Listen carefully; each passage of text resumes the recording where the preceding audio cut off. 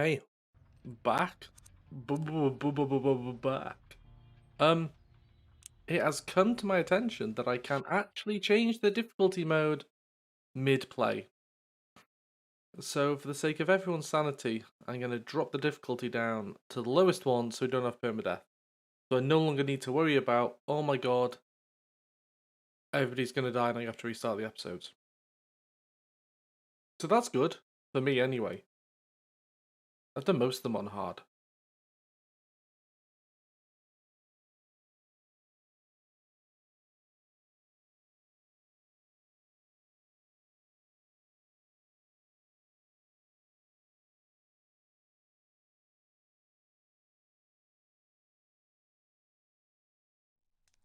Right, okay, look, settings. Difficulty. No, general volume down. Difficulty. Yes. Oh, oh, yes. There we go. What? I've not changed the language. No.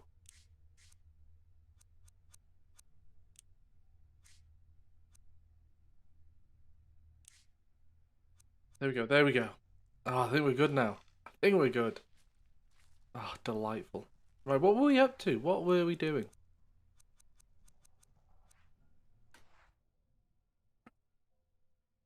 Um. Right. Oh, I think we can go upstairs. And there was a key. Yes, there was a key. There was a key upstairs. We'll go up there. We may as well use this door as we bloody opened it.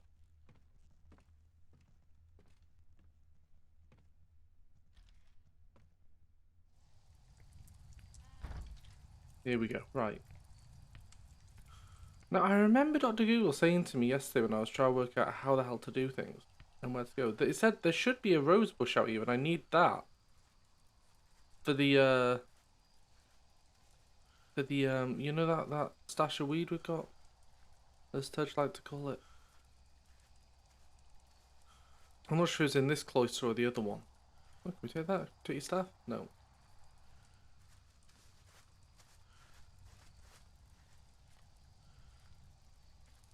Maybe it's in the old cloister. No. This way. This way!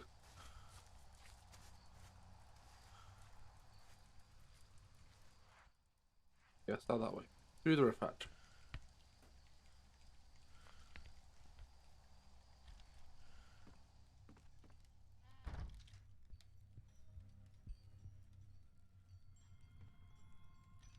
I'm hoping then that it's in here somewhere.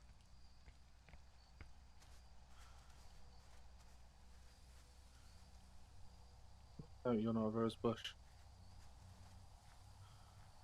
Oh, yeah, what's this? Ah, right, okay.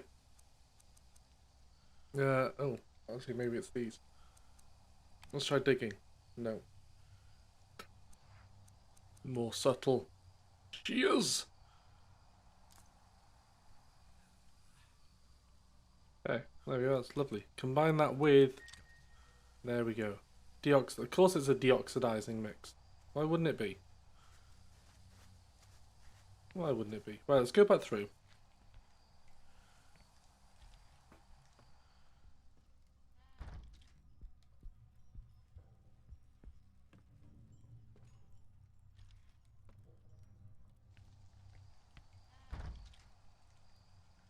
And... Right, the stairs are on the... What was that? Oh god, it's someone outside with a drill or something. That sounded like the world's biggest bee was inside the next room. God. Imagine that being attacked by the world's biggest bee. I don't even know how big that would be. Saying bee too many times there. Let's shut that down. Right, over here. In there to the right. Is that even a thing?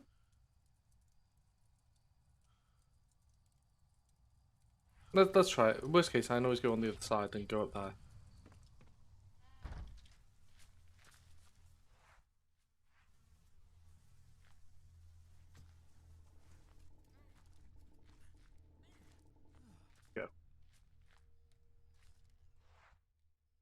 Oh no, this isn't. No, no. What an idiot. What an idiot. No, that takes me up to the wrong stairs. I need the other stairs.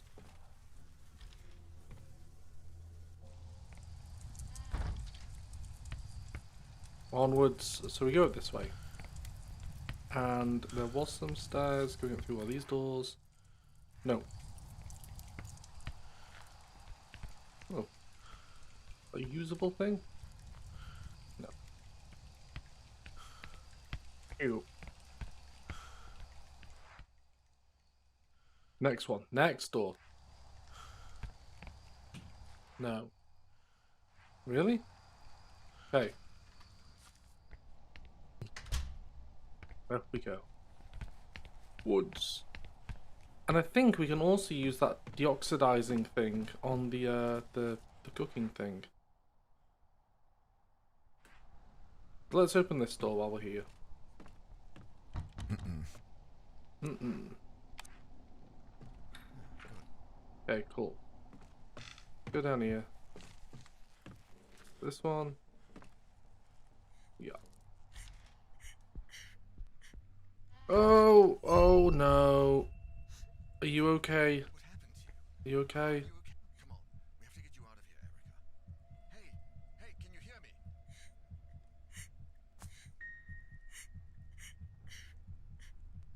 Okay, we'll take that, I guess.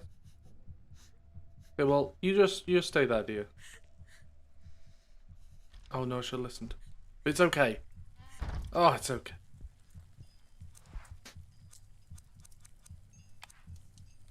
There we go. Of course we're gonna whack this in there. Why wouldn't you do this? This is the problem with some, like, point and click games. You just kind of left at the whim of, like, yeah, this makes sense. Of course this makes sense. It doesn't make sense at all, but to somebody it does. Let's see if Eric is still there.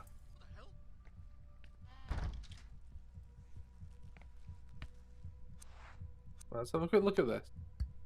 Oh, yes. Oh, such a good coin. I didn't get rid of his heartbeat. Oh, it did. It did. A lie.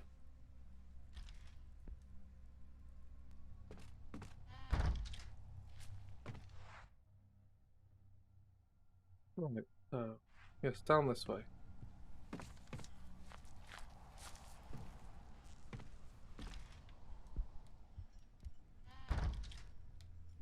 Did we come in this room last time in the... No, we didn't.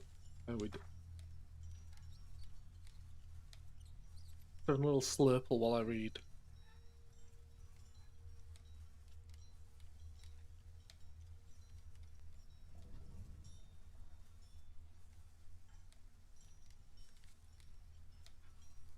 Of course, that's gonna be a clue, isn't it?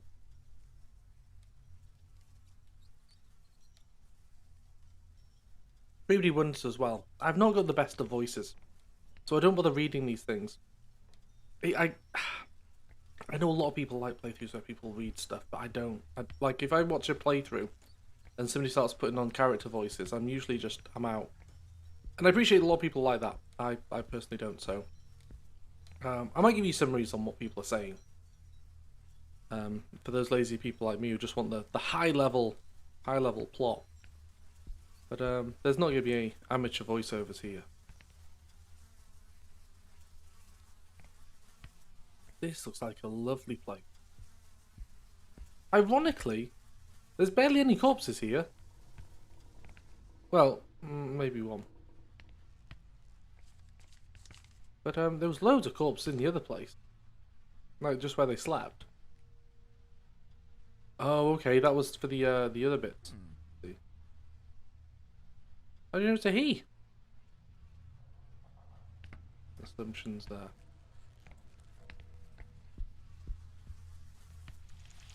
Oh, no! Oh God! Oh wow! Wow! Wow! What were you guarding? You guarding anything? No. Oh, thought you might have been sat on something. Little treasure there. But no. The drunk driver. There's got to be something in this room, right?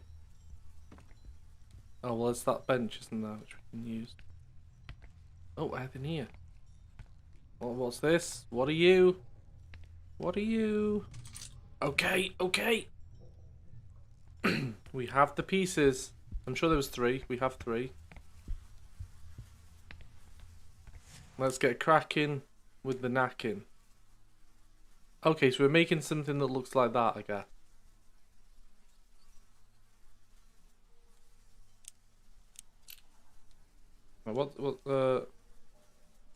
Put that, how do I put it down? Left stick, put, turn, no. Oh god, back, X, back. No, I just, right, so that's going to be facing diagonal with the razor bit going up. So let's rotate that handle, turn it, oh, turn it. That looks about right, right? Kind of like that. No? I mean, this is painful. Just...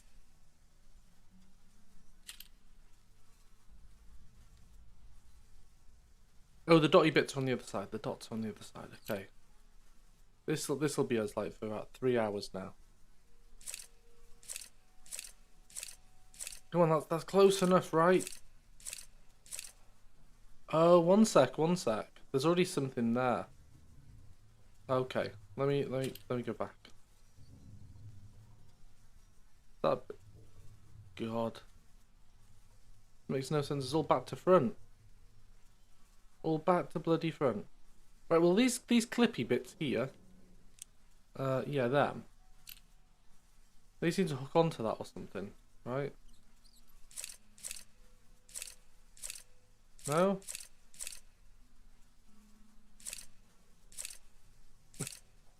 No. Oh god. Oh god. Right. Dr. Google. Dr. Google, I'm too simple. I need your wisdom. Dr. Google. Where is it? Where is it? It worries me how far back I'm having to go here to find this. Okay, here we go. Here's the knowledge. Here is the knowledge. So, turn that around. That the side, Dr. Google? Dr. Google confirms this is kind of roughly the side. But, oh no, wait, no, that's not right. What? No, this doesn't make sense at all. Oh, maybe it's the other one. Maybe it's the other one. Oh, so that one needs to go there like that. Okay, let's go back. Which one do they start with? They start with... Yeah, they do start with that one, and it goes there. Start by taking the right clamp and rotate it to the right so it's pointing downwards. Place it on the bottom portion of the metal piece that's already in place. Dr. Google! And I've already there. It's there. Foot. Let's see, what's it do to the mouse? Right, okay. Maybe I just need to go back. No. Oh my god.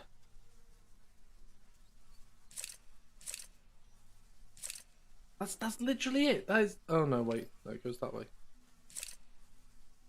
Oh, damn. Wait, no. No, that can't be the right piece. Let's go back. Yeah, this is the right. This is the one. This is the boy. Oh yeah. That's right. Okay. Now we need the long piece. That piece goes over here somewhere. Yeah. There. No. There. No. Right, what's wrong with this one, Dr. Google? The bit going upwards? Oh, maybe it's got to be just over here. There we go. Oh my god. This is why I don't do IKEA furniture, people. I need the other brackety bit. That then does the old switcheroo like that. That must go on that piece. There we go. Now we're cooking with gas. Then we need these flies buzzing are getting really annoying now. I go there, there, there, there, there, there, there. Right, let's have a look at this. Narrow piece, rotate it so that the things exactly line up with it. It's exactly lined up.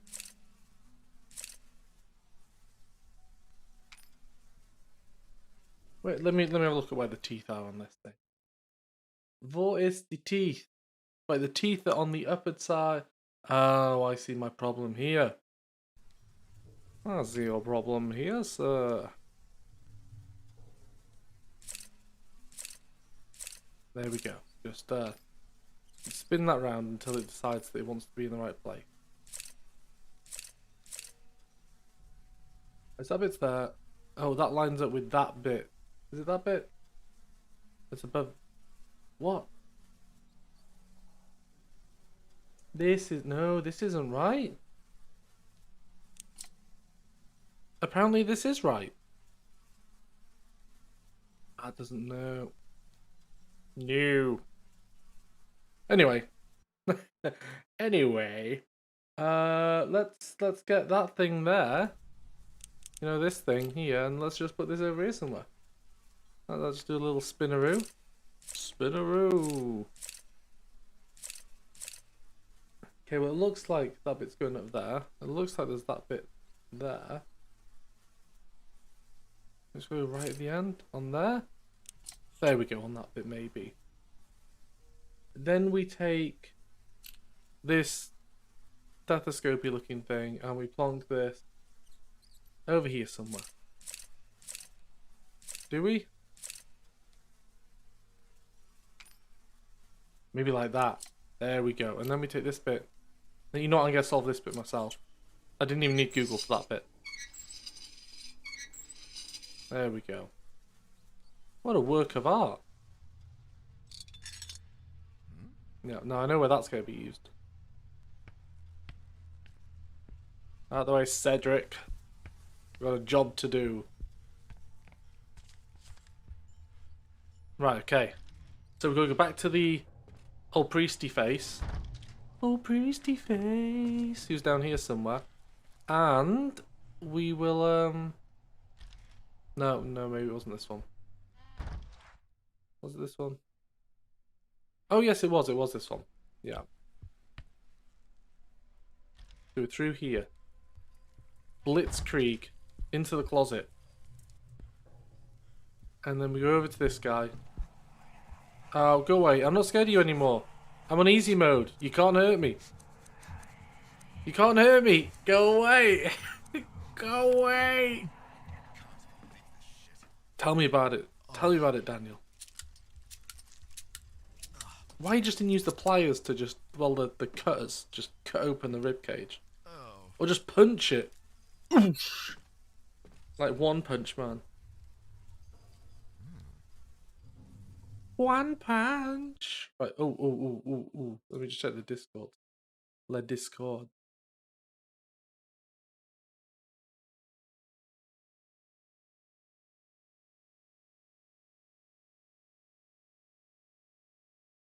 It was actually just notifying me that I'm streaming. Thanks to the Discord.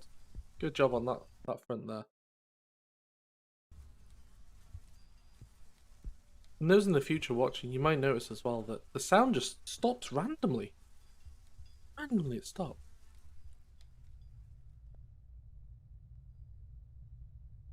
That's because I'm actually alt-tabbing. Why?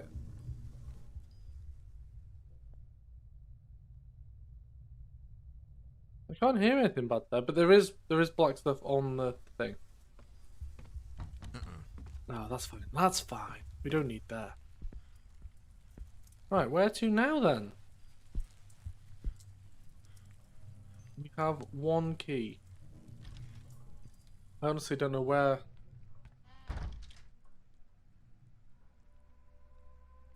we could be going. So we've got the super spade, the deoxidizing stuff, the bellows, and the lantern. Oh, maybe the deoxidizing stuff has to be used with the bellows stuff. I remember seeing something about that.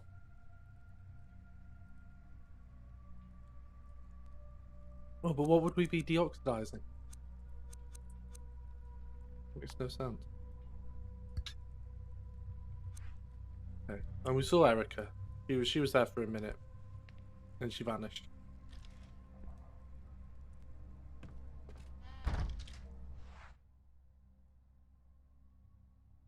I'll just be downstairs then.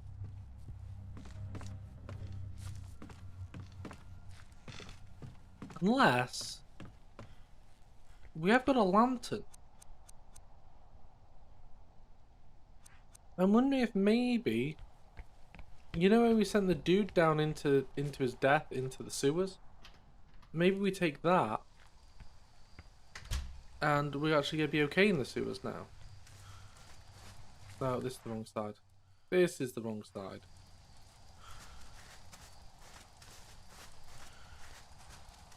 Let's go over here. Come on, Daniel. You can do this. Okay, round this way.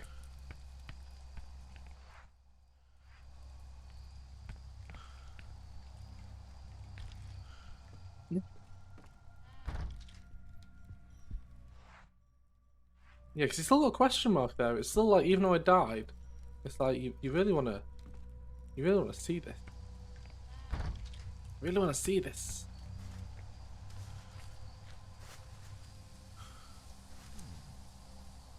No, don't. No. Oh, there's a bucket.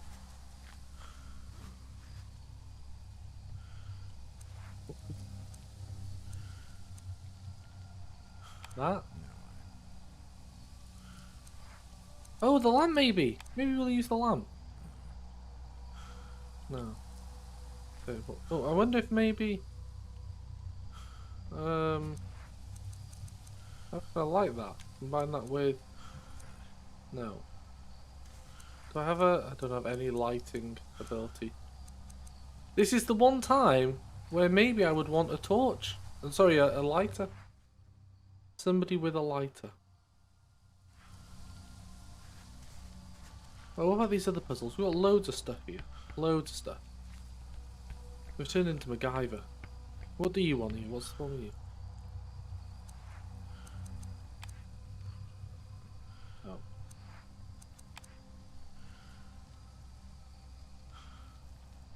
Okay, so can't we do anything with that?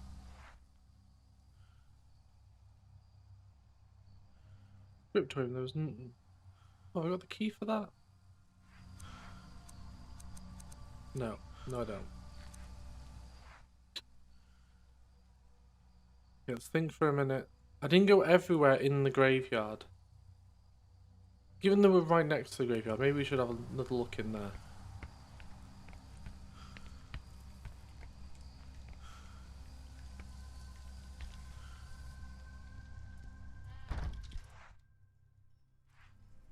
Because we had this sneaky guy. He was hiding stuff, wasn't he? Oh, can I set my thing on fire here? No, that would be too easy. We want you to suffer.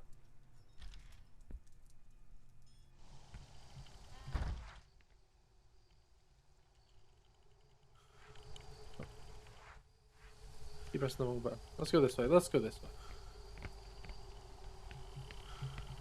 What's the worst? Come on, you can navigate these steps. You can do this.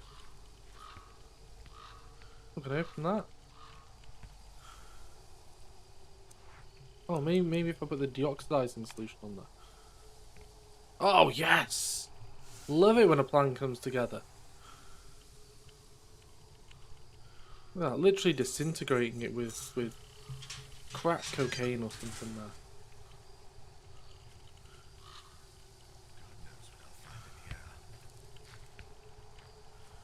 Oh, it's in there, is it? Oh, thanks, buddy.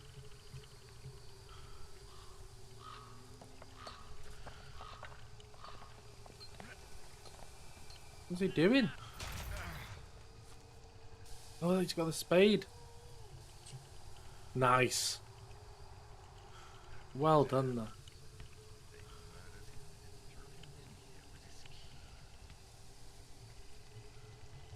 Can I fit your lantern? Apparently not. Yeah, well, that was easier than I thought. And it just used the spade for me as well, which is a welcome bonus. I didn't even have to think.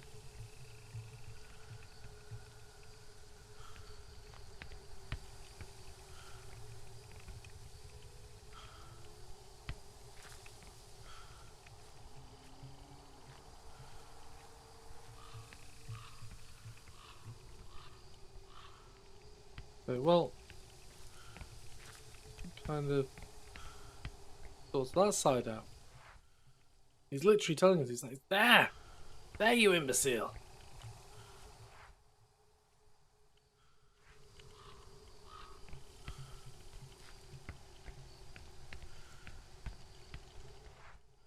I came that way. Let's keep around here.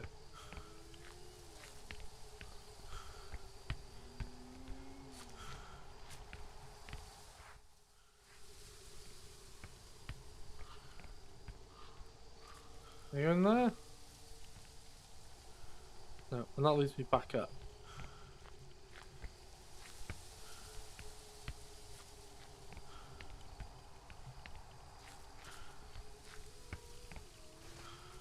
I've already been down there, haven't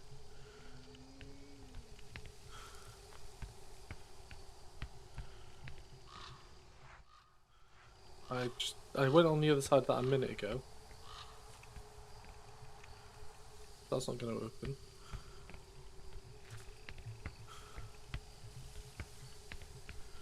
A little look-see. A little look-see up here. Because I came from here before, from one of the people, I think. Oh, it needs a special key.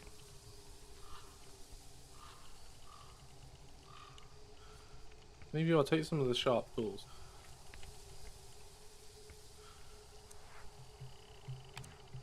No. I don't have another key. Well, great! Let's go back then. At least we've done everything we can in here. This way. Then that way.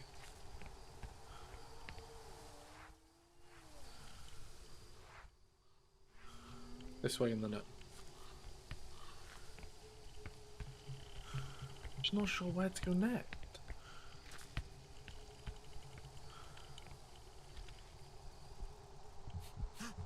Oh no! Ooh. Mustache.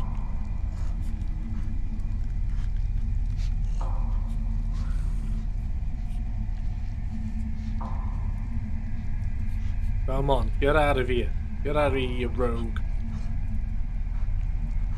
I'm on easy mode now, you can't hurt me. You can't hurt me now. Go away. Go away.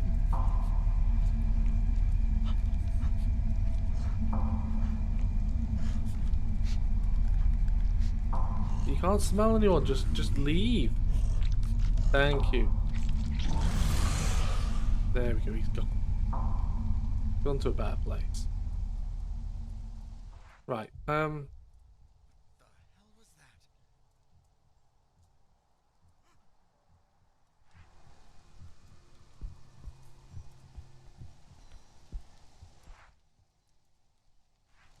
that? that door doesn't open. Let me just double check that.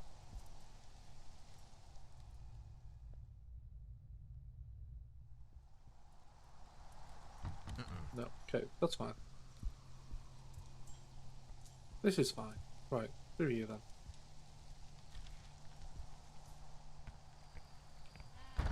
Maybe we take a candle and we light the lantern with the candle.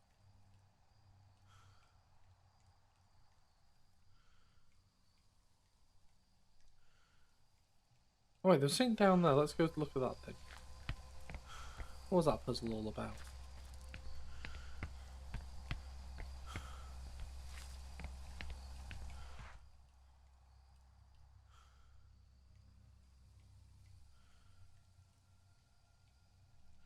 Well, I can get to it through there. I can get to it through. Let's go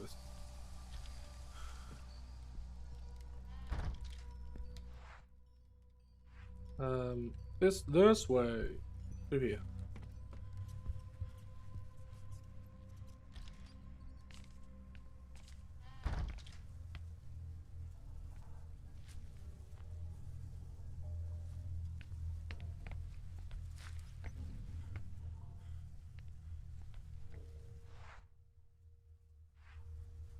Oh, it's in the next room.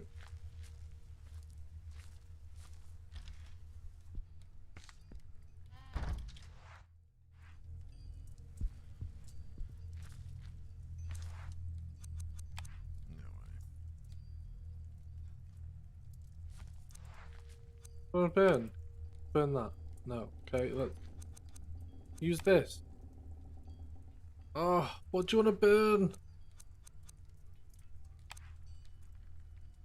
Okay, so that makes no sense yet. We can't use that. Oh no. Look at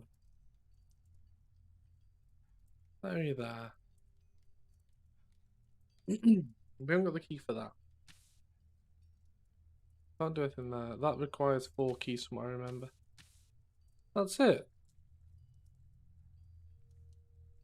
Right then. Dr. Google. You have to enlist your help here, I think, Dr. Google. What am I missing? Tell me your secrets. Okay, yes, done that. Right. Put the lit lantern into the bucket. Okay, well, where did I light the lantern? Let's retrace our steps.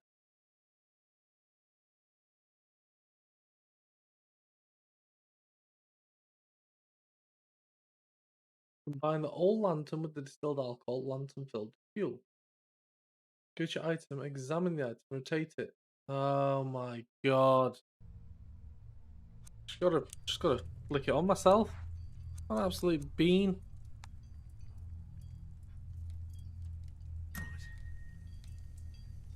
Oh my god. Thanks, Dr. Google. So now we can go down into the bucket shaft. Also known as a well, I think. A little slurple. Hmm. Oh, it's cold. Yeah.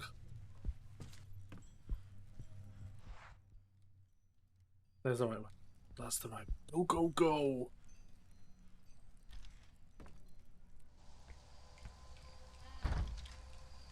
There we go. This is the one. This is the ticket now. That in there. Yeah. Let's see what's down there.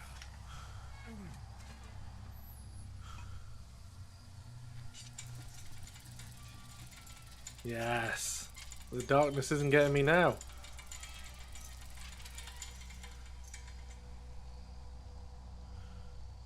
It should be safe now, I hope. Alright, let's see where this takes me. Let's see if old Ernest is down here. Poor Ernie.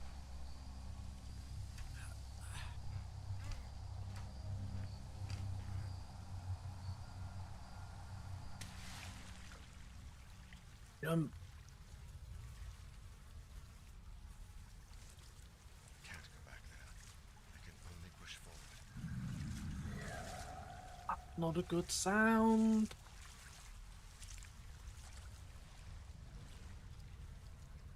Yeah. I feel like this is a good safe way to go.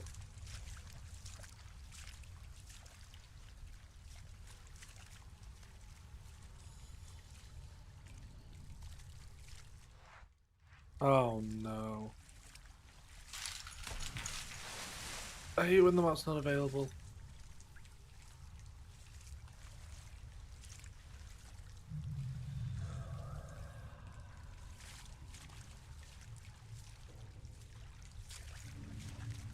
Yeah, let's just keep running.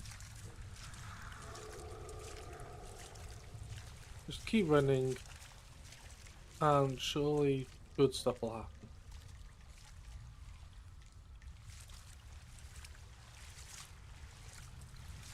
Ooh, you're a doorway.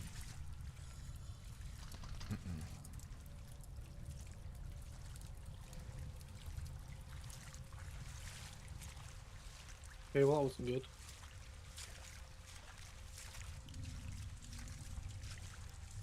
That map. It's just a stone. Of course it is.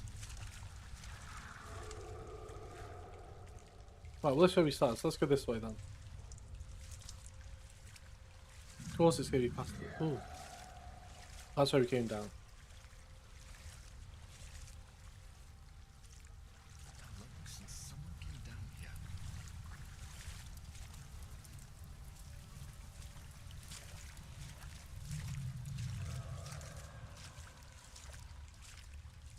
here? It does seem a bit odd, right, that they've decided to bury a load of people in what's effectively a well. So either your water's going to be contaminated, or your dead people are just going to rot lots. Let's take the coins? No. This isn't Mario. Oh, we can take this though. A rusty key.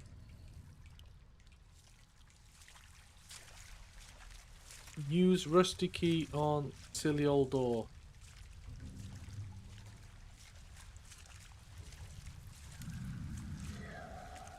It was down here, wasn't it?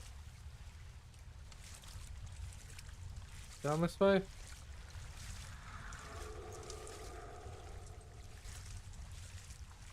Down this way. Oh my god, such memory, such recall. Looks like a train's going through there.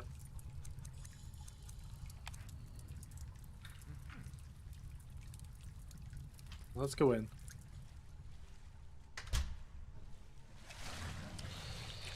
Oh, delightful.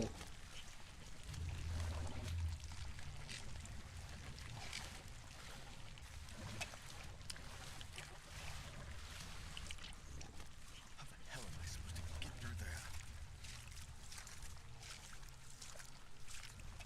You shine your torch on them. They don't like light. Oh, here we go, yeah. Pull the lever. What could go wrong? Yes. I have to be careful with those levers. I can't let that thing catch up on me. I'm just gonna try and catch up on me, is it? Right, let's go open that one. We don't want to do that.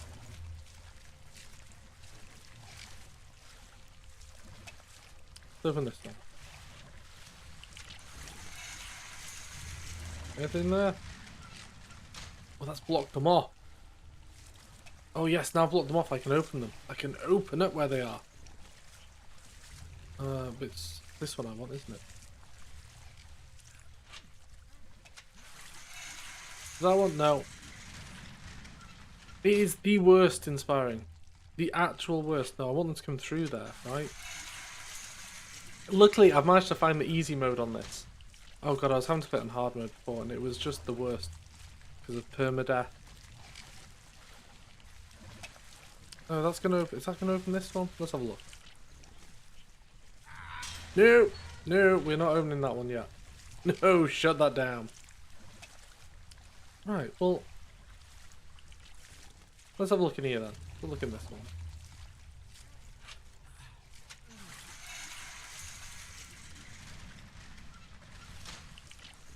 Oh, maybe I can open that one now. Oh, God. Right, yeah, no, leave that one there. Leave that one there. Right, okay, let's bring them in here. You alright to come in, guys? No? Okay, maybe not then. I'm even more confused now.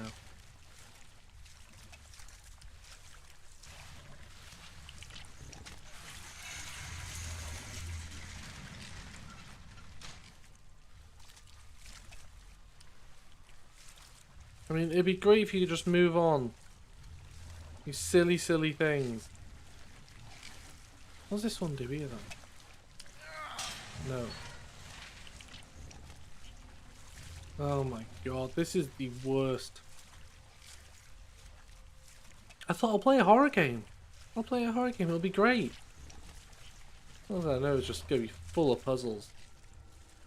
All these horrible, horrible puzzles. Okay, just lock myself in. And they can't get me now, can they? What are you up to today, inspiring? I hope it is something inspiring, because this is the worst of times. No, they don't.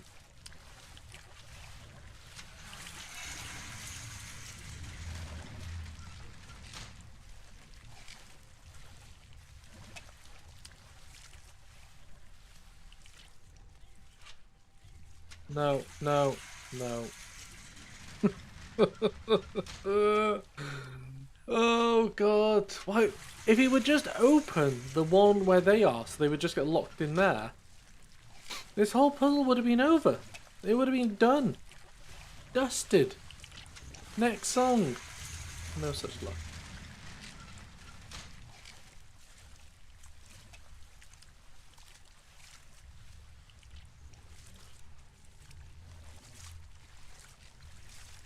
Oh, nice. What MIDI keyboard have you got?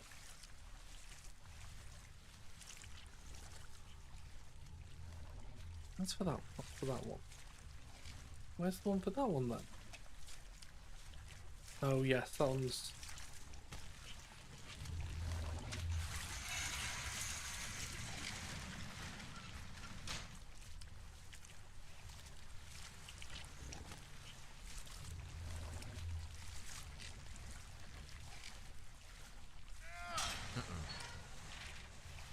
I don't get this.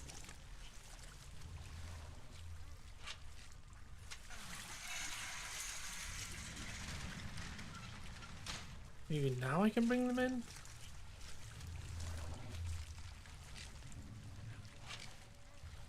Oh, there we go, there we go.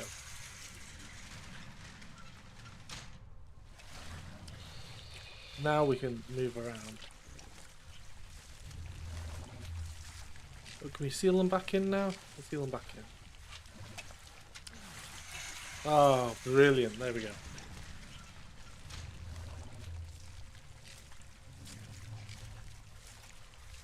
I've got a APC keys 25, but the problem is it's built for I can't even remember the name of it. It's made for Wardom, and I use FL Studio for Fruity Loop. So I can use it as a normal MIDI controller, but I can't get the cool like light up keys and stuff, which is a real shame. Oh.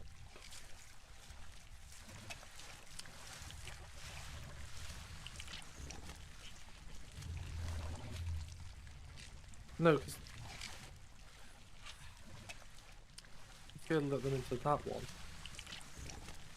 I don't want that. God. And that's going to block me in there.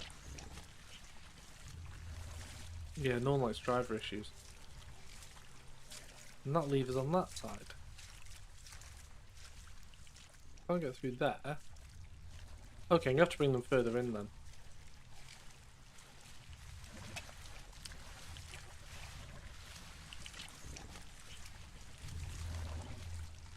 Do that there. Bring them into that bit there.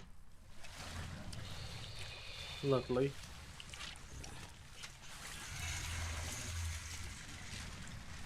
Actually, in hindsight, maybe this wasn't such a good idea.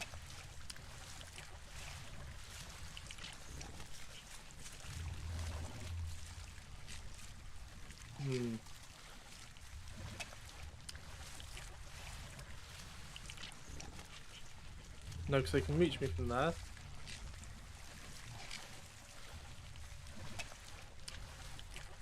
Here, go into that bit. Go into that bit.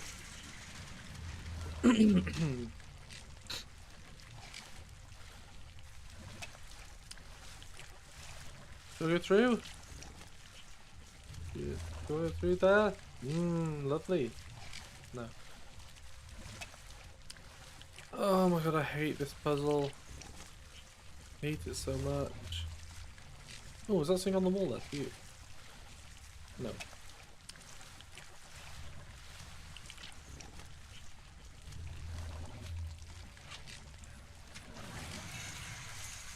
Go back that way then.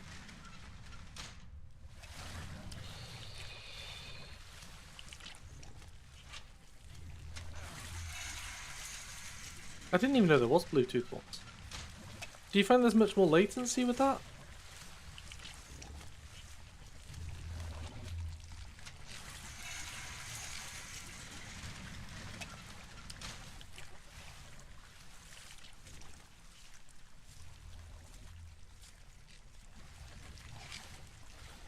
No, no. How do I get that one to go over there?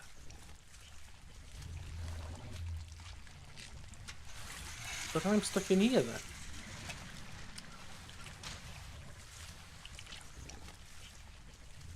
I'm going to open that one, which I don't want to do. And that one's going to open that one, which I don't want to do.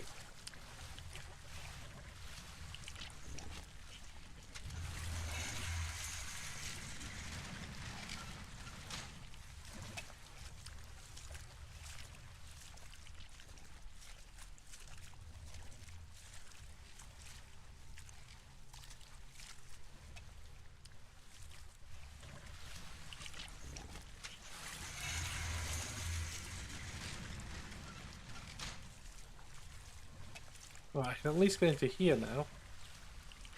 And pull this one. Yes, yes! This is it. This is the one.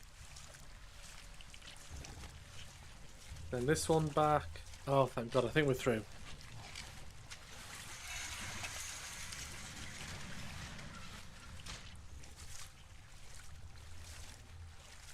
And your Windows 11 to contend with soon as well. No, that'll introduce more driver conflict. Oh, why, you bimbling idiot? Can you not put that through there? Oh, God, I just want to punch him in the face. Oof. Right there. Right there. Let's bring it into this bit then. Bring it into here.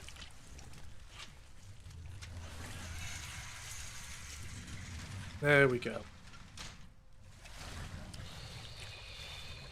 Actually, no, let's leave that there. We don't need to mess with that anymore.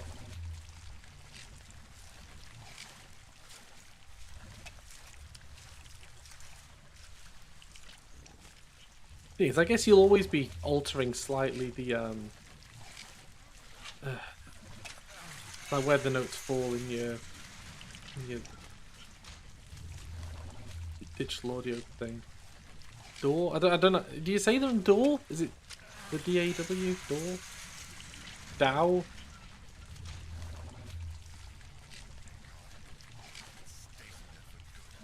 Yeah, they won't.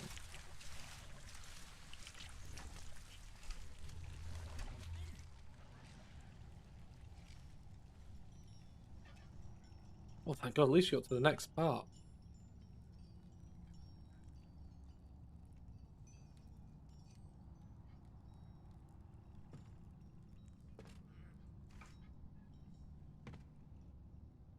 I have a feeling this is where the cursed concert happened. Yeah, Bluetooth's super convenient. I mean, like right now I'm using a Bluetooth pad, and it's working perfectly fine. And I mean, in the front room, I've got the Steam link, so I can stream from, let's say, this computer to the TV, which will introduce latency.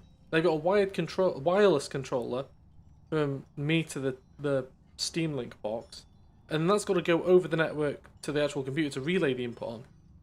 And I don't really notice much input latency there or anything. So they'll probably be fine. And I can't remember what the term is. It's not the swing, I don't think, but like when I'm putting when I've got like the piano roll open, I'm just mashing keys in there just to try and find a melody or something that I like. I'll always be repositioning the keys slightly anyway, so.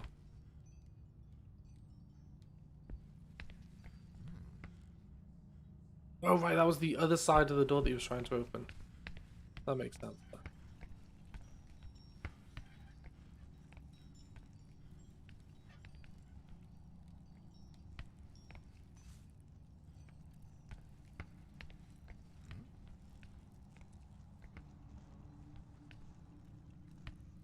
Oh yeah, let's supposed to do some confessions. Yeah, I completely agree with that. Wires are pain. Sure. Let's take the card. Nice. This is one reason why I didn't get into VR early on. Because I was like, I can't be bothered having VR with wires. Surely we can stream it over Wi-Fi now. Or have it standalone, and the Quest was brilliant for that. With watching with Quest 2, it's like, oh, you've got to have Facebook. And for those muggles like me who don't have Facebook, it's like, well, tough luck, buddy.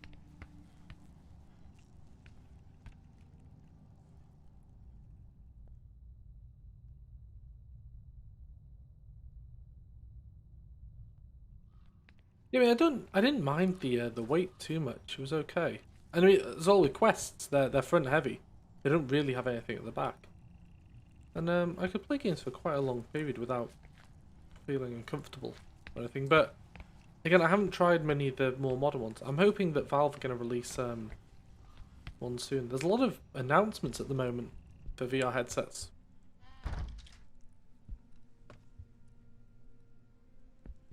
Like Varjo's got one coming out soon. Vive's just released some artwork on theirs.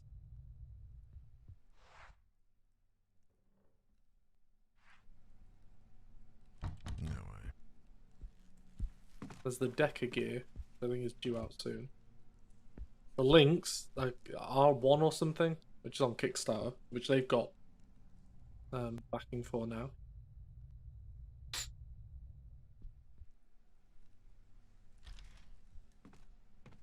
That's it. Go the Fallout route.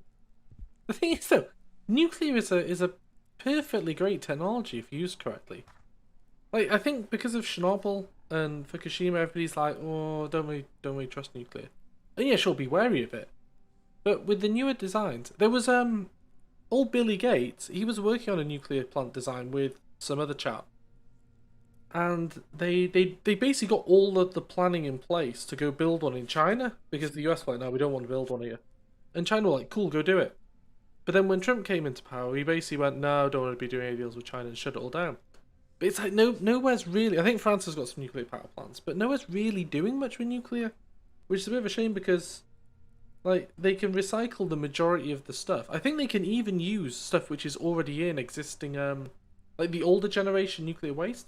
I think they can basically turn that into like usable fuel now and reprocess it.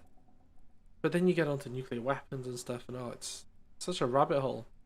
Which is a shame, really, because it's a very decent form of power. I mean, don't get me wrong, I like the idea of renewable energies and stuff. But solar power, although that's great, it takes an awful lot of chemicals and an awful lot of like toxic processes to make them. Wind's okay, and geothermal and tidal and things, they're pretty good. 3D printed nuclear batteries, you're onto something there. Patent it. It's first to patent, isn't it, in the US? So go patent it. You'll be fine. When the Fallout inevitable future happens, you will be one rich person. And you can buy all the bobble hat things you want. Bobbleheads, whatever they're called. Right, let me read this. Let me read.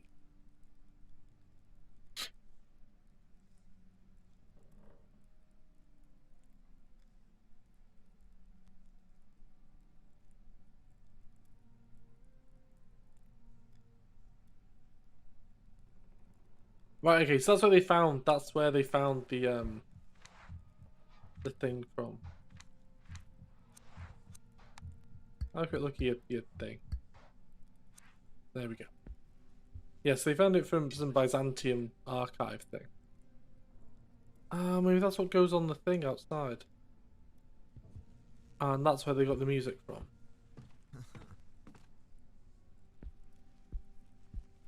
Yes! I've said throughout this entire game, this feels in a lot of ways like a more modern Eternal Darkness. It doesn't have a lot of the crazy, like, just random scares that one did. But it does share a lot of similarities. And that's a game which they could probably remake and would probably be quite good.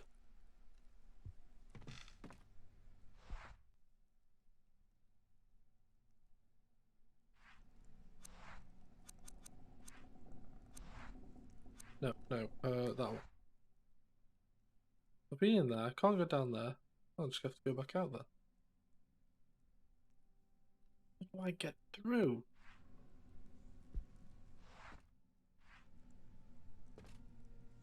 Oh, there we go. There we go. Can open that way. Dolphin Emulator is supposed to be really good. Apparently, you can with a mod you can play Metroid Prime. Is it Metroid Prime? Whatever the 3D first person Metroids are in VR, and that sounds really cool. Because Metroid, I think, would be a very good candidate for a VR game. Yes, through no, that one, that one, yes, that one. Yeah, Metroid Prime's really good. I remember back because I was in university when the GameCube came out, and I went and got a GameCube. And my friend got a GameCube, but there was no games I wanted on it at the time. So, and he'd already got Luigi's Mansion and something else. So I was like, well, I'll just hold off getting games for the moment. Oh, rubbish. Let's combine that. Can't combine that with anything. But yeah, we played through a lot, and he ended up getting Metroid Prime. And back then I was like, oh, this is okay, but I didn't really get into it much.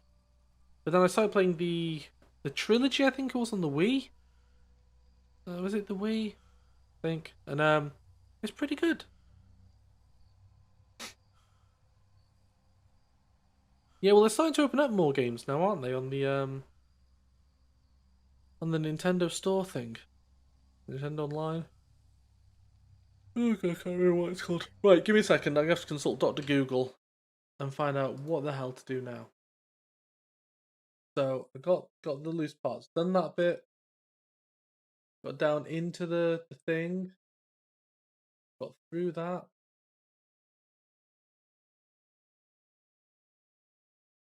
Got up there. Yeah. Got the treasurer's confession.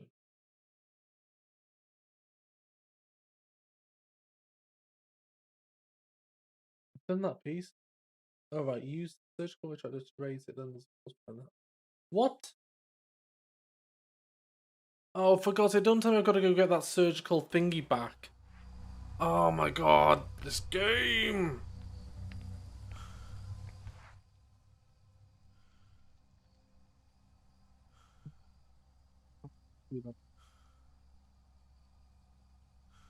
Well, actually, maybe I can, maybe I'll unlock it. Yeah, and also, I believe it was Dolphin. You know AI, with machine learning stuff, with upscale and stuff like that. I think that they got it working with Dolphin, where it could basically upscale in real time. No, you can upscale with normal algorithms without AI, but it could actually look really, really good doing it. And I think the way the Dolphin worked, they could output basically the buffers and the stuff they needed to be able to get that to run. And apparently that was really good. Because that's personally what I'm hoping in like a decade or so, when graphics cards are so much more powerful, we'll be able to have like pre-trained machine learning like things like DLSS, where you can effectively go, hey, here's an old 2D game, just kind of upscale it for me. And then rather than just upscaling it, it would take the pixels into account and go, oh, actually, that should look like a bush. I'll make that look more realistic like a bush. And like in games where you've got I know Resident Evil games did this for a while, where you can have like shader options. You go, oh, I want this to look like a sepia tone, or I want it to look gothic or horror, and it would kind of the shaders would alter the color output a bit. You can have those sort of styles inferred from a machine learning algorithm. So you'd basically go, oh, I want this game to look slightly Dragon Quest style when you upscale it, please. And you go, oh, okay, I know what that should look like. So rather than just going, oh, I'm just going to update the pixels and like 2 times them or whatever, it would go, oh, actually, I know that that's a bush. I'll make that look like a bush from Dragon Quest or a bush from Suikoden or whatever. I think there's a lot of Potential. Potential, that's the word. Right, this way. This way. I've got to get the retractable thing back.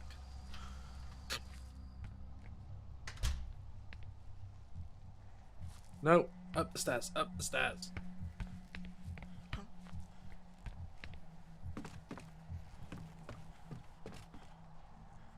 Oh, what, like multiplayer online?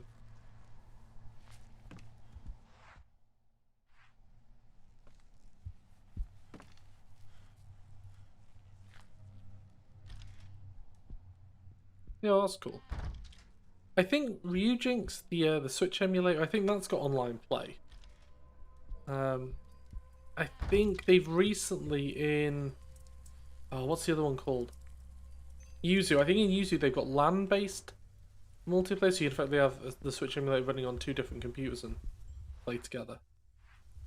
Right, give me back the retractable thing. Oh no. There we go. It broke!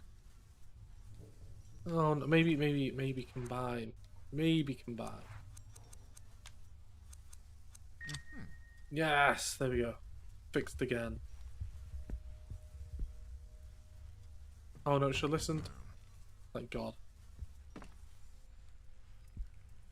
Yeah, definitely. I mean, this is one of the reasons why I play most of my stuff through Steam. Because the custom controller stuff on there is just brilliant. Like, at the moment, I'm using a PS5 controller to play this game.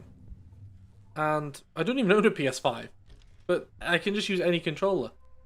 So I've got like the swipey bit at the top, which I can use, which I don't actually need in this game, but that's handy to have. And being able to remap your buttons and stuff, it's brilliant. Like I was playing Mega Man X Collection the other day with my son, and the dash was in a really like the dash was, if you imagine on a PlayStation, the dash was the circle button, I think, but the jump was the square button. So it was really hard to do. Oh, maybe it was triangle. I can't remember. But anyway, it was a really awkward, like, finger combination. To do a dash was like, you know, I'm just gonna remap it to R2. Done. Like 2 seconds work. Done. Whereas out of the box, you can't really do that with software. Whereas with emulators and stuff, you can.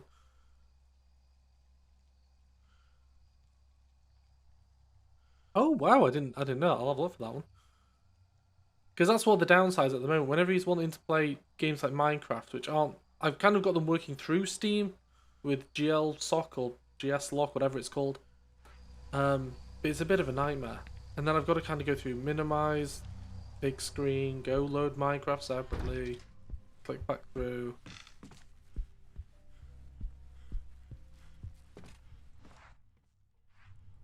Oh wow. One thing that I would like to do, because this MIDI controller thing I've got the APC keys, it would be really good for, like, I've got Touch Portal for controlling stuff through the stream, so I can kind of mute stuff through the tablet and stuff. It'd be cool if I could just bind, like, the Discord volume to one of the sliders on there, or the game volume to that, and then just be like, oh, I just want to turn that down for a second, turn that up. That'd be really handy if I could do that.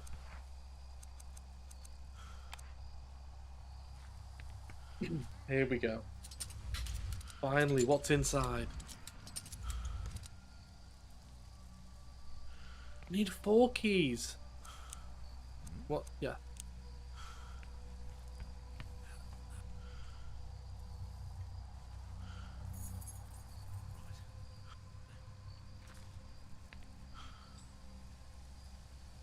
Oh, that's an actual key.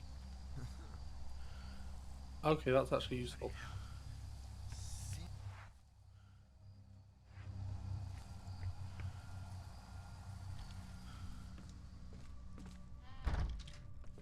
Oh, I don't know. I use the mouse a lot. I'm not sure if I can do without it just yet. And I tell you what, when I'm playing shooting games or anything which requires accuracy, I can't do anything with a controller. It's better with gyros now. I'm one of those few people I think who actually prefers gyros and sticks to just sticks. Because you can kind of just move your wrist slightly to just kind of get into the area. Actually, I'd probably use the stick to get to the area. And then just use the gyros to kind of narrow it down a bit.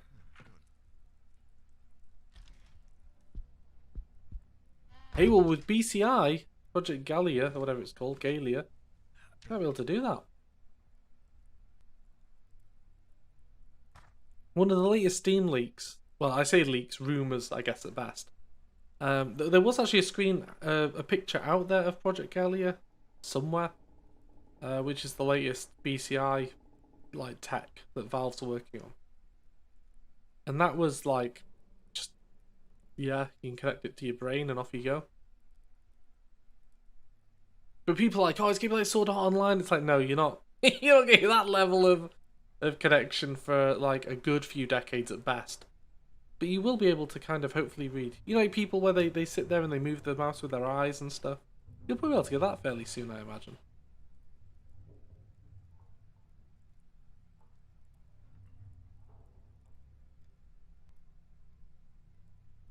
Alright, I've done that. Done that. Oh god, why is on the nail there? Get tetanus.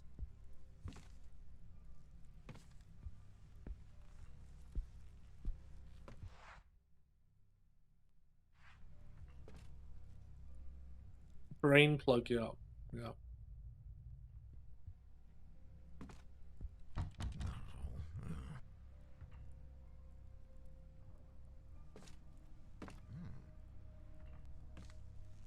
Oh, now I can. There we go.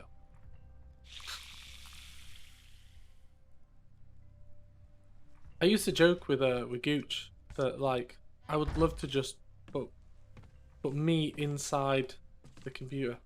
Just I don't need all these silly like peripherals. Just put me in there and I'll be fine. But then I saw the Black Mirror episode with people who were in computers and was like, no, turns out that's probably not going to work out too well for me. Come on, just pick it up, pick it up, pick it up. There we go.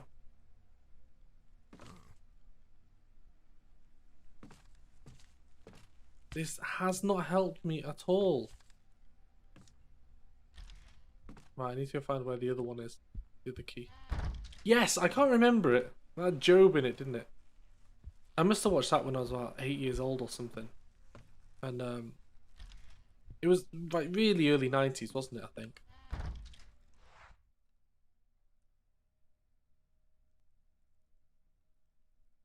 The other key.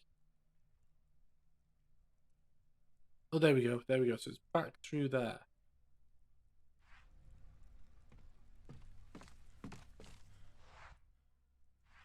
Yeah, I remember he just kind of went mad, didn't he, inside this virtual world thing. I think they did a few spin-offs as well. Like Lawnmower Man 2 and the like.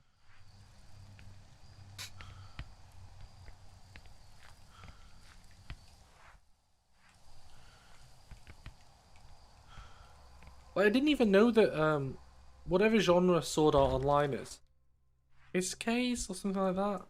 I didn't even know that was like a genre. And I remember watching that thinking, wow. Imagine like being like in the game like that. That was amazeballs. I'm just gonna lie down for a bit. Have a nice lie down and just be in a fancy game. Being badass with my sword prancing around. Oh, that'd be amazing.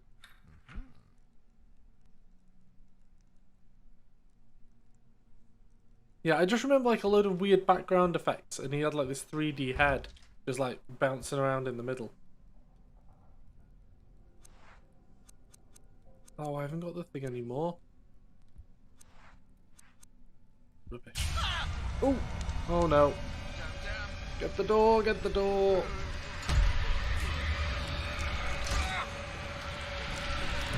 Shut the door!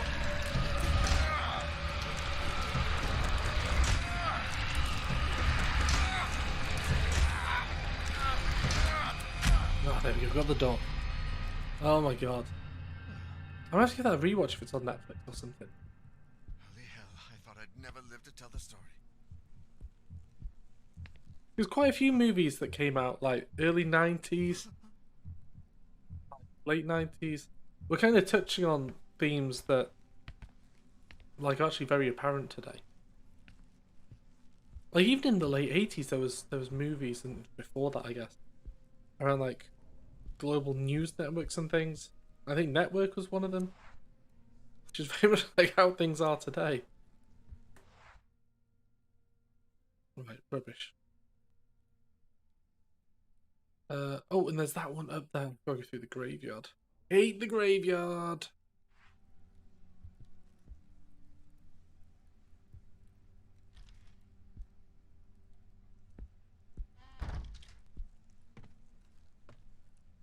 Yeah, there's a real risk. Have you watched Black Mirror? Because there's a lot of great episodes of Black Mirror where it's like Charlie Brooker is his finger is on the pulse with what's happening with technology and stuff. There's some brilliant episodes on there.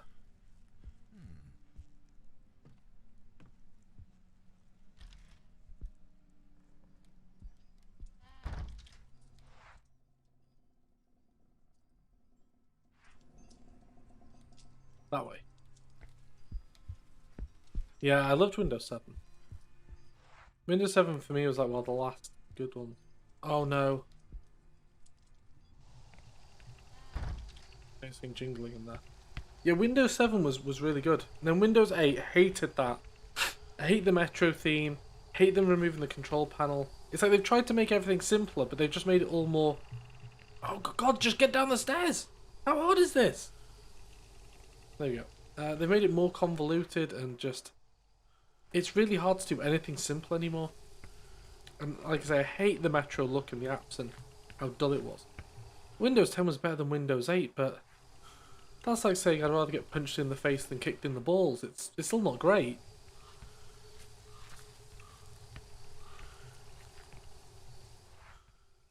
Wait, I can't go through that.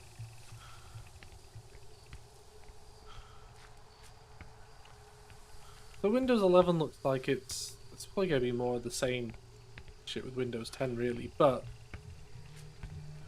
hopefully there will hopefully they'll start adding a bit more like colour and things. I don't know, at what point did we decide, you know what, we don't want colour in user interfaces anymore.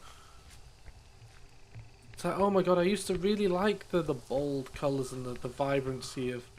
God, that moon looks well crazy. A Dark Souls moon. Yeah, exactly. It just didn't feel good. It wasn't like I used to be fairly happy using Windows. I did think that the Aero theme was a bit janky like, but the rest of it I was like, oh, brilliant. I mean, I've even tried using Linux a few times because I'm like, oh my god, I just hate Windows 8 and 10 that much. But oh, this is not good. But every time I try it, I'm just like, oh, I'll find something which doesn't work properly.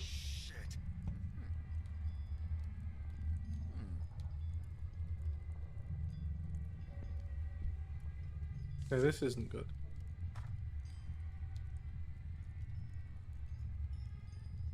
Yeah, well, I guess the thing is though, it's a lot of effort to have a really, really well functioning operating system.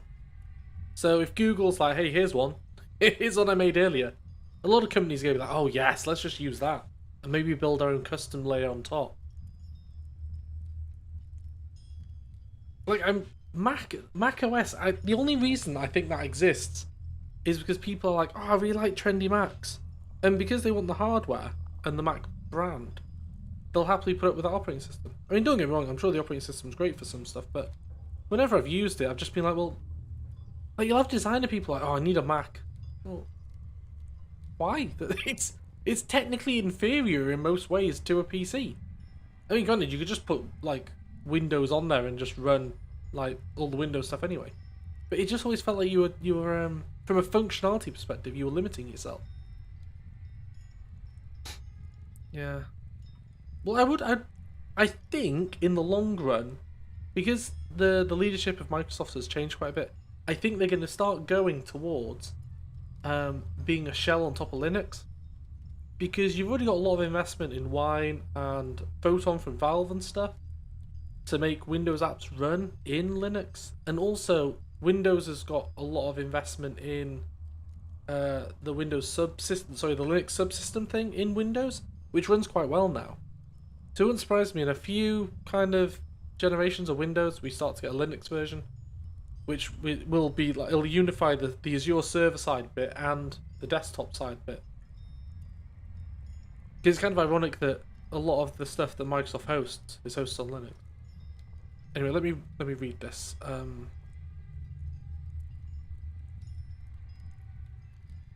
Okay, so these must be the singers, and they all went mad.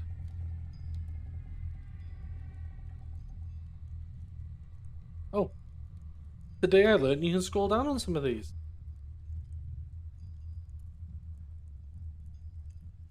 Oh, this is like the itchy tasty bit from Resident Evil. My God, he's fucking mad. It's fucking mad.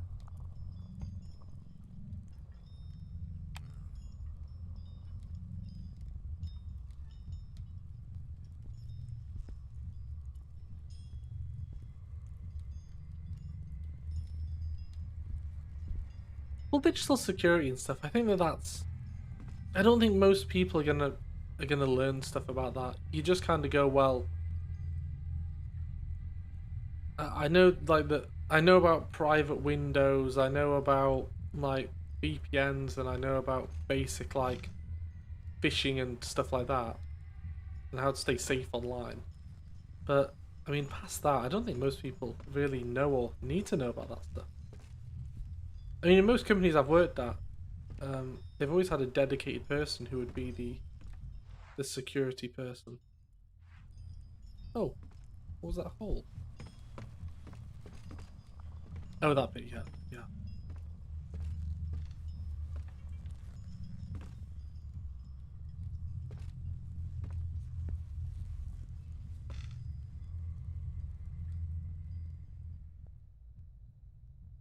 In terms of like the main way you use an operating system, Linux and Windows, there's a lot of overlap there in terms of the intuitiveness of UI and how you use things.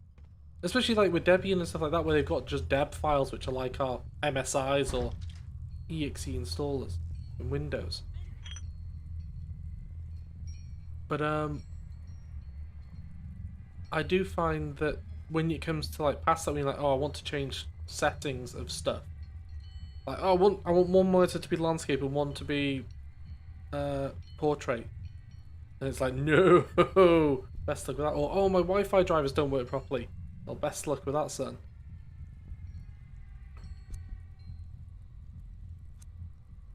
Yes, let's take the roller paper.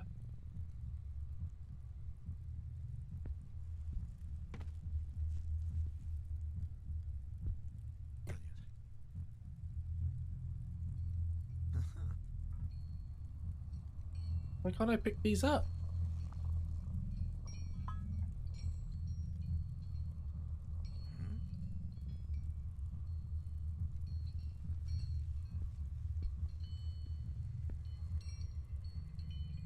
This reminds me of the forest.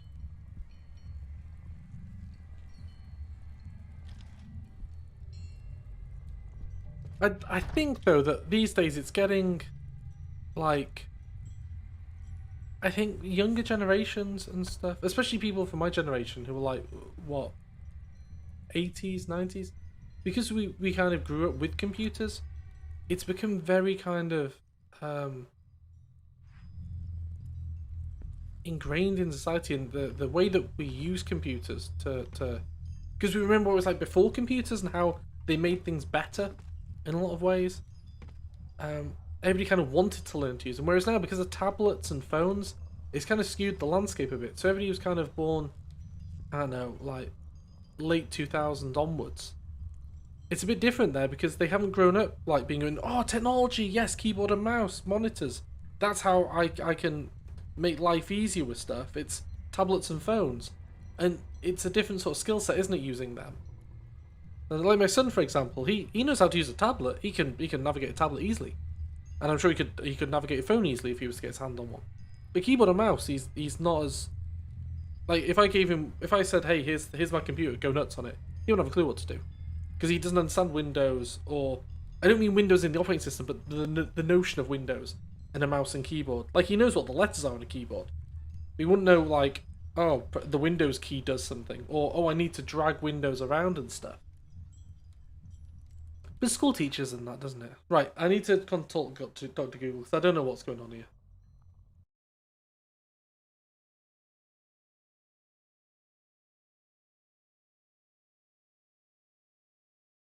How many keys do I have?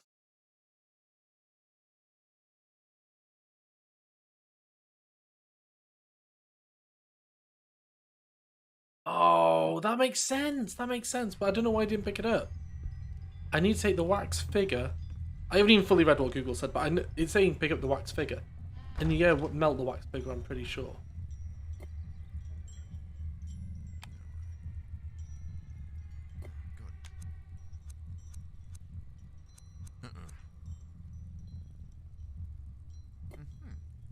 Take it, just take it.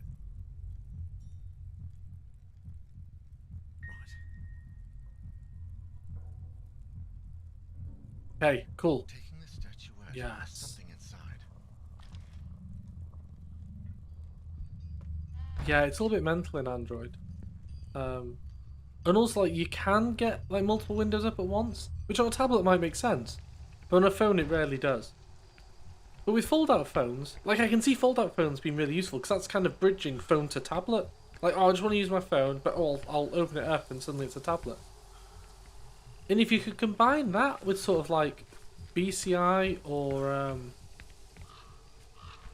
like a more fully fledged operating system, you potentially just have that as a PC as well. I mean, you definitely have it as a PC as a thin client these days. But yeah, there's definitely so much technology. Is this one of the reasons why I love technology and being in that industry? That there's so much happening. That every like few years, it's like, oh wow, there's whole new avenues of opportunity opening up. Well, there's no reason why they couldn't. If they got Windows ARM working properly, there's no reason why you couldn't just run Windows on a mobile phone. Really. Because phones these days are, I've I've got I've got phones more powerful than like a laptop which is 6 years old, which runs Windows. It's not even an expensive phone either. Right, where was the thing? It was down there, wasn't it? Yes, do that way.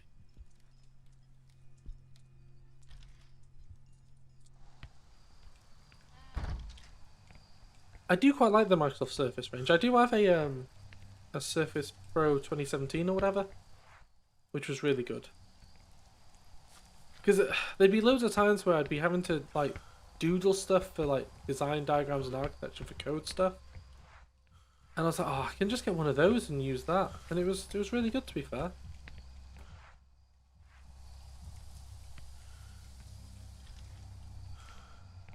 So I'd love it if you could have something which was, I don't know, able to fold out into that.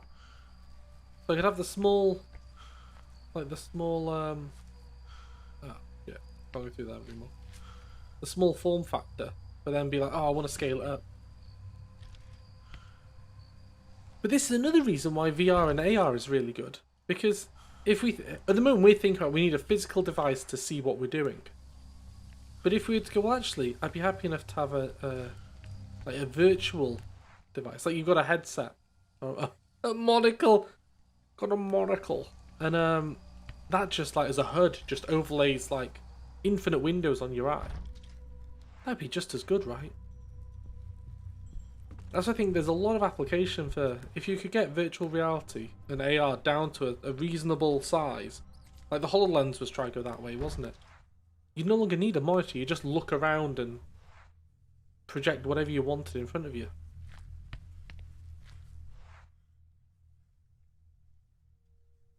Yeah, phones have become pretty big, haven't they? I mean, you still get smaller phones, but because people consume media on them as well, a lot of people don't want smaller phones, they want bigger ones so they can like watch stuff on there. But once it goes past 6 inches, it's just a bit too big. That's what she said. Before anybody else gets in there with that. Let's put this in.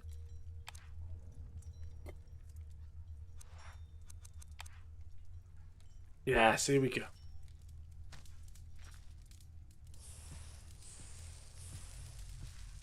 Yeah, well, luckily my phone's not that bad. I mean, I have got a fairly chunky phone as my main one. It's an old Honor X5 or 6 or something.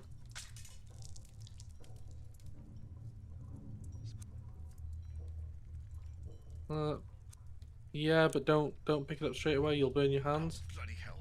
How could I be so stupid?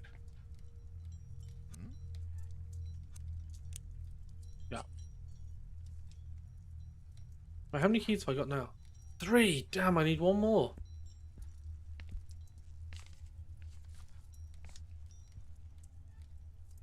Oh yeah, the notes are they get huge, don't they? But they're meant to be used for like pens as well, aren't they? You can draw and doodle on them and stuff. So I can understand why they'd be a bit bigger. Because they're almost enterprise phones, aren't they?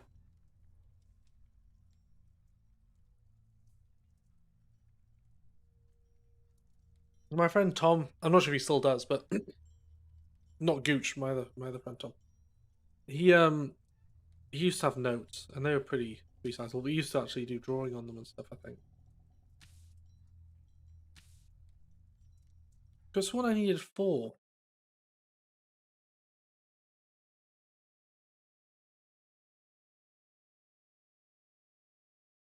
Which key am I missing here? Which key am I missing? Oh, right, so I'm missing that top one there.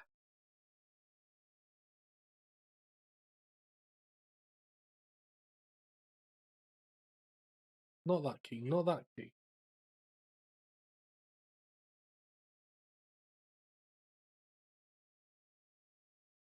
Not that key.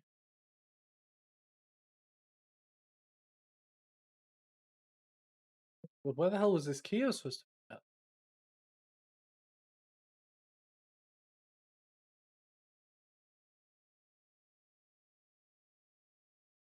Oh yes, maybe it's that lubricated gear thing. It doesn't tell me at all where this other key is though.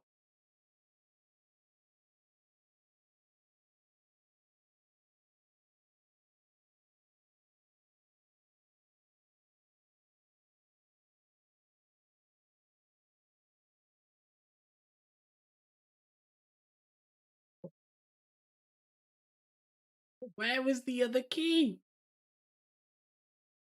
Oh my god. Oh, e-bikes. Yeah, they're quite good, aren't they?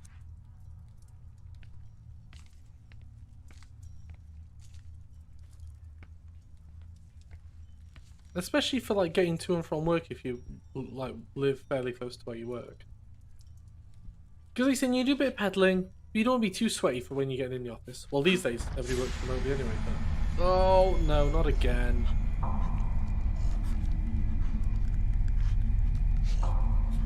Go away.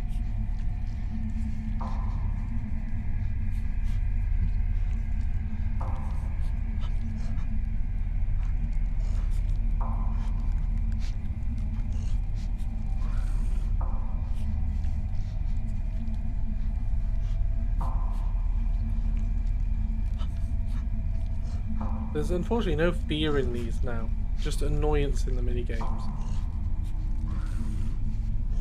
There we go. Go away.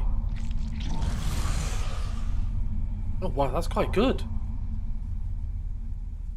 That's right. We use miles over here, which is silly. Really, we should probably use kilometers, but yes, that's quite far. I mean, like, I used to drive 30 miles to work and then back.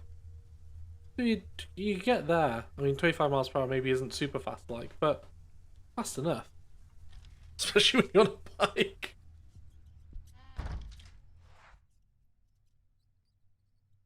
Oh, wait, where was the rotary thing?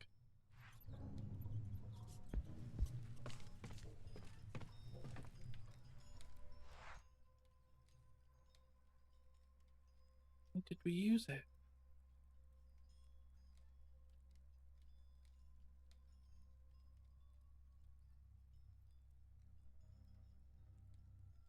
Probably the only thing left to do.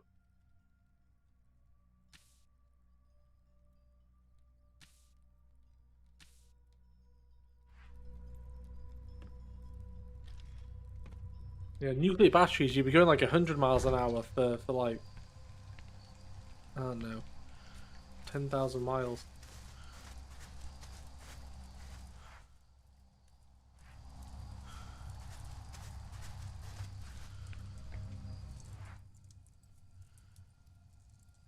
Oh, I can't remember when we used it. This is the problem with this game. Sometimes it's like, oh, you should pick back up the things that you've just used. And other times it's like, no, don't worry about it. You don't need it. Right, where did we use it before? Let me go back and find it. Right, so we start off. We go through. We get the lubricate gear. Yeah.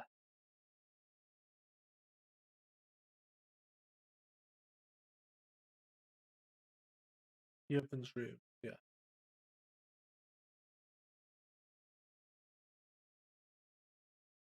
Right, so the kitchen is where I would have used it last time. Where is the kitchen? Maybe they mean granary. No, they can't mean granary.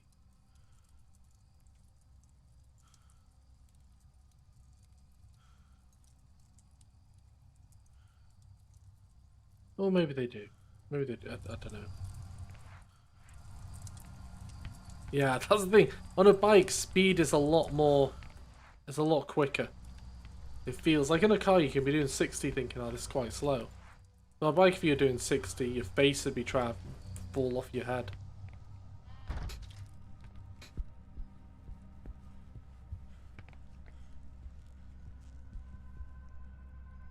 The granary then.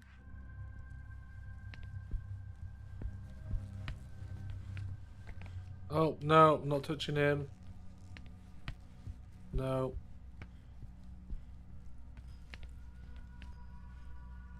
Oh, that's cool.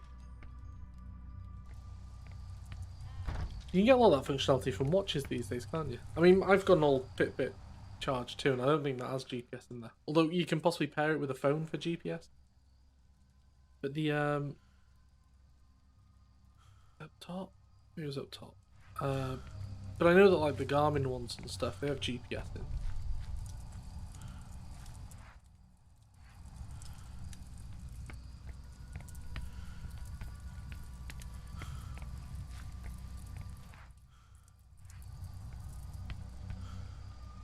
No, that's upstairs. It can't be that one.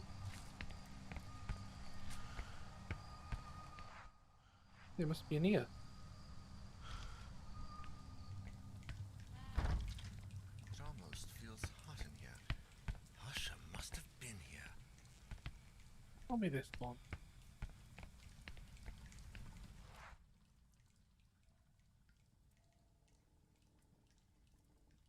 Makes so little sense.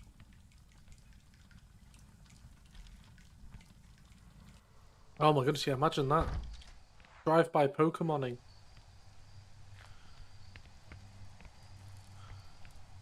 Have to pull like an epic skid because there's a Lugia nearby or something.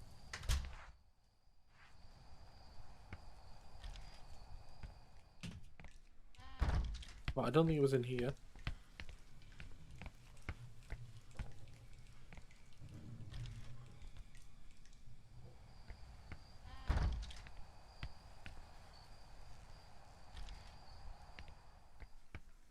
It wasn't in here.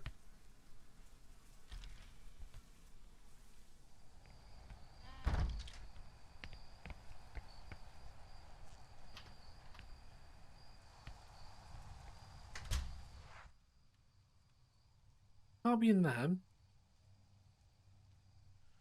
I'm pretty sure I used it to open up that bit there.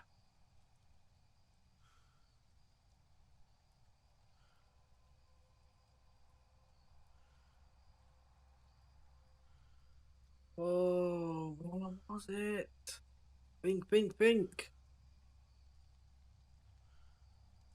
Yeah, through the cut through there. That's fine. But there, however, it must have been down from the refectory. Must have been. Must have been.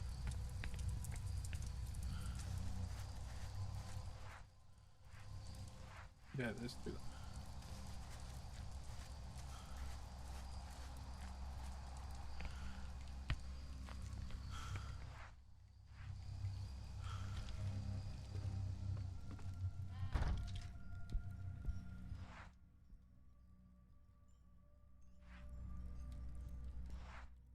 Been down here though.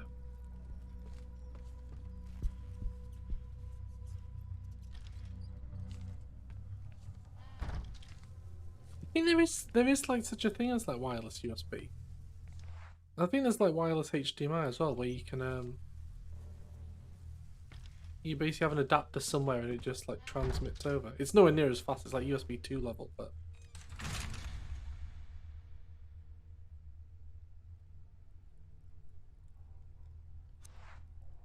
oh, thank God I've got it back now. Right, okay. Thank God for that. The end is almost here.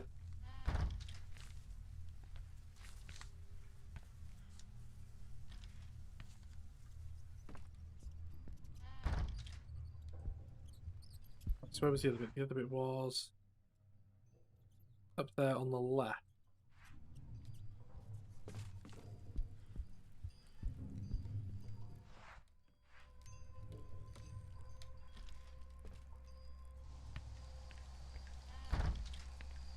I mean, wireless power is an interesting one, isn't it? You get wireless power. God, imagine how many cables that would remove. And also, wall cavities, you wouldn't need, like, cables going through there everywhere. I think that's a while off.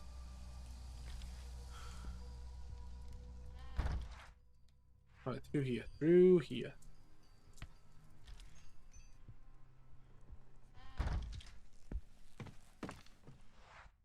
And this next one. I hope to God this is actually the key and not some silly confession.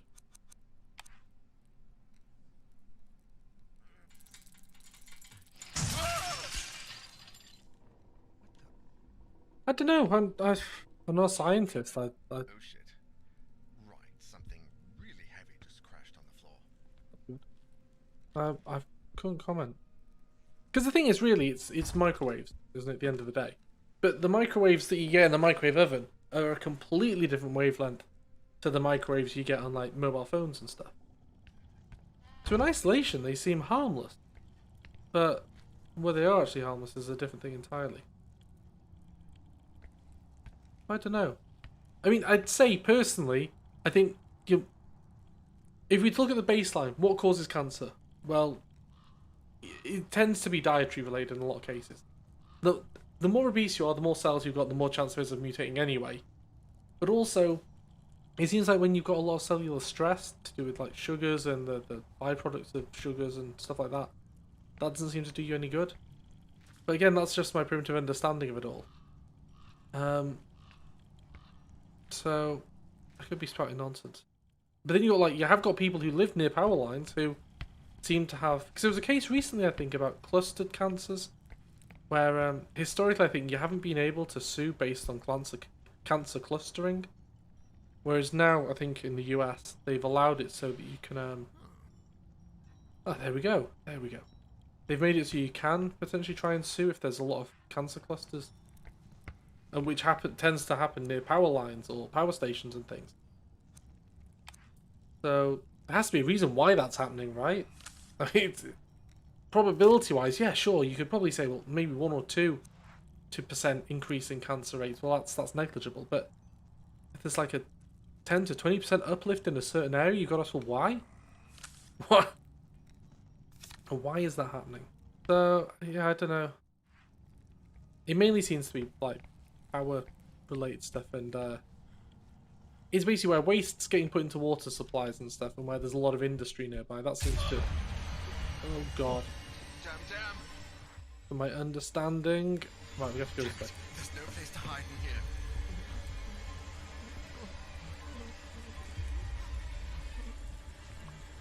here. Right, where's the cupboard or the table? Table is over here. Find a place to hide.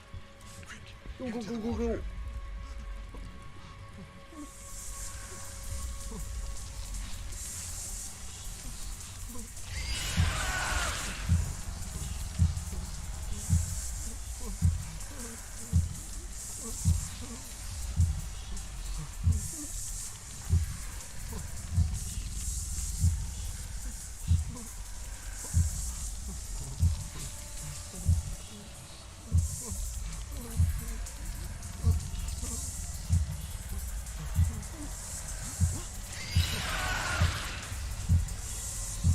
Come on, almost done.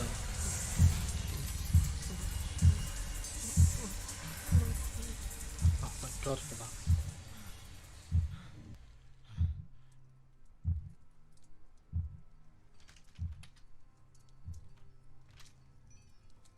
Oh yeah, the coloured light bulbs. I've seen them before, yeah. Oh right, I need to go down the other way now.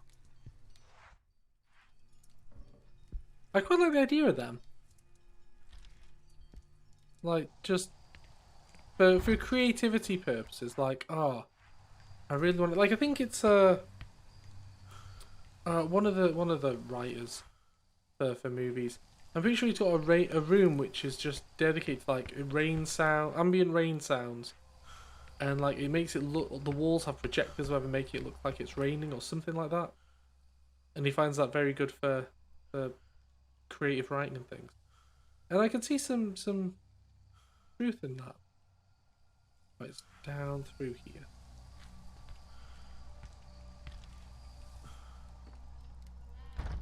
But I think if you look at the larger picture here, it's ease of control, isn't it? Like if you can just control everything in your house through your phone, that's quite a nice prospect.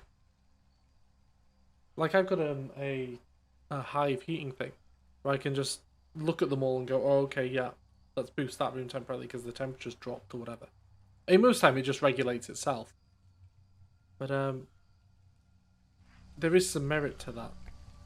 But like I say, it's a lot of wireless signals. I think almost every house now has wireless signals going around. But have we seen globally a huge cancer increase? I'm not sure if that's the case.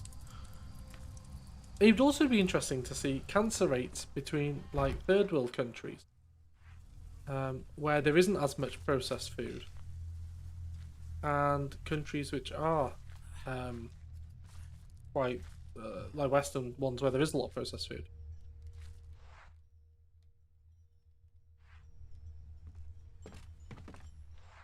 That reminds me of oh god, Back to the Future. Was it that where like there was a machine that just made his breakfast for him and fed his dog?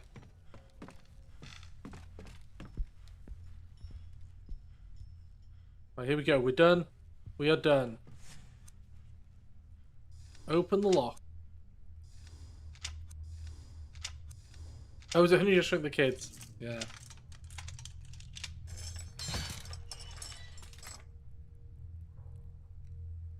I haven't seen any of the Pee-wee movies.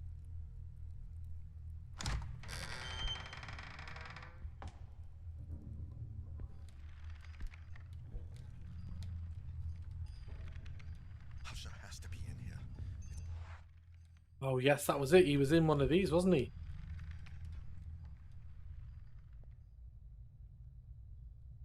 I remember Pee-wee being more of an American movie. I don't think it was really... I'm not even sure if it was released over here in the UK. But I am aware of them.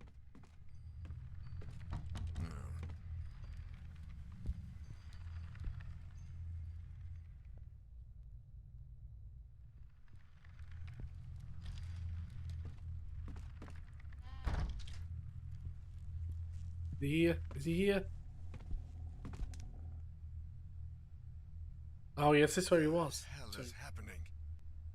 Oh God. Mr. Husher? Oh shit. Oh shit. Mr. Husher. Oh, no. Sebastian. Oh shit. Fuck. Oh, he's dead. Fuck, man. Fuck. This is the same place. The same room. What's happening? Oh, interesting.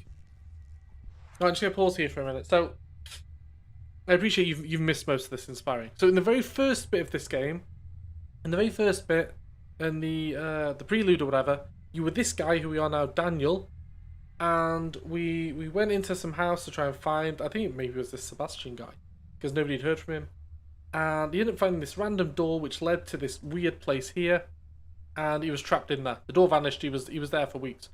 Then you had to send a load of other people in to try and find this guy. And then eventually they found the room, and they came in, they rescued this Daniel guy. Cool. Then we went through loads of other places, trying to find, like, where this Sebastian guy is, where he's gone, because it's all around this music box thing, hence the Song of Horror. And then this has eventually led us to here. I've only just clicked that when the Daniel guy went into the room at the beginning, that was this area, I think. And he was in there for days, weeks, months. I don't know how long.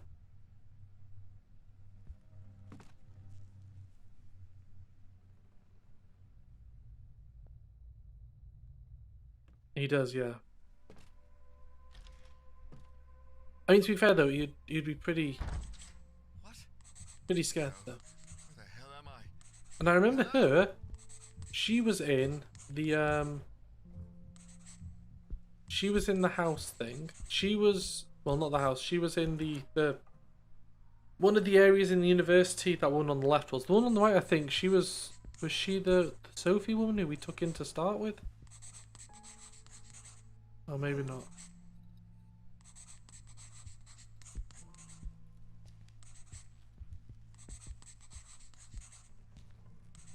Climb up here? No.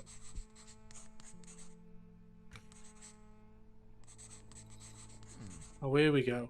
So a lot of this has led to August Legrand, who he was the one who made the music box, I think. It's really weird. It's like this dark presence thing. I think that it Diary. August Legrand. I think it just changes reality for everyone.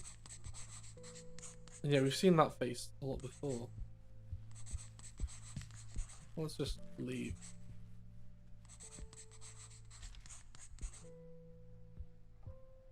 What the hell?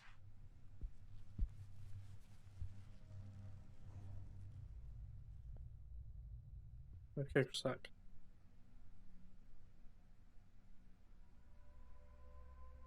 Oh shit!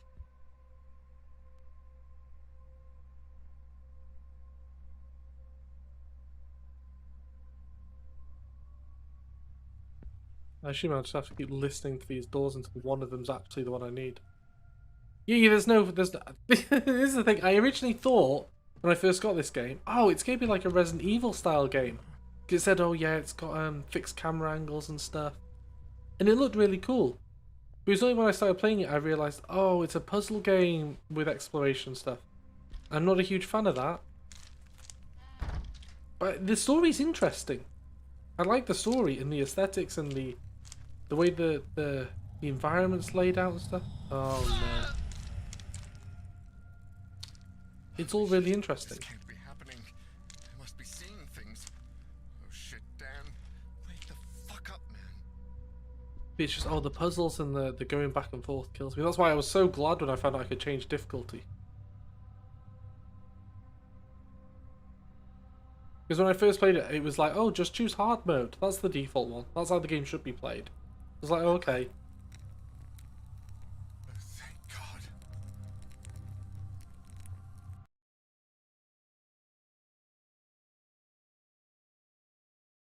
I spent hours I looking wouldn't for want to the do that. others, but found nothing. Nothing but lost tracks in the snow and fading footprints. And yet the signs were there. Deep down, a part of me already knew.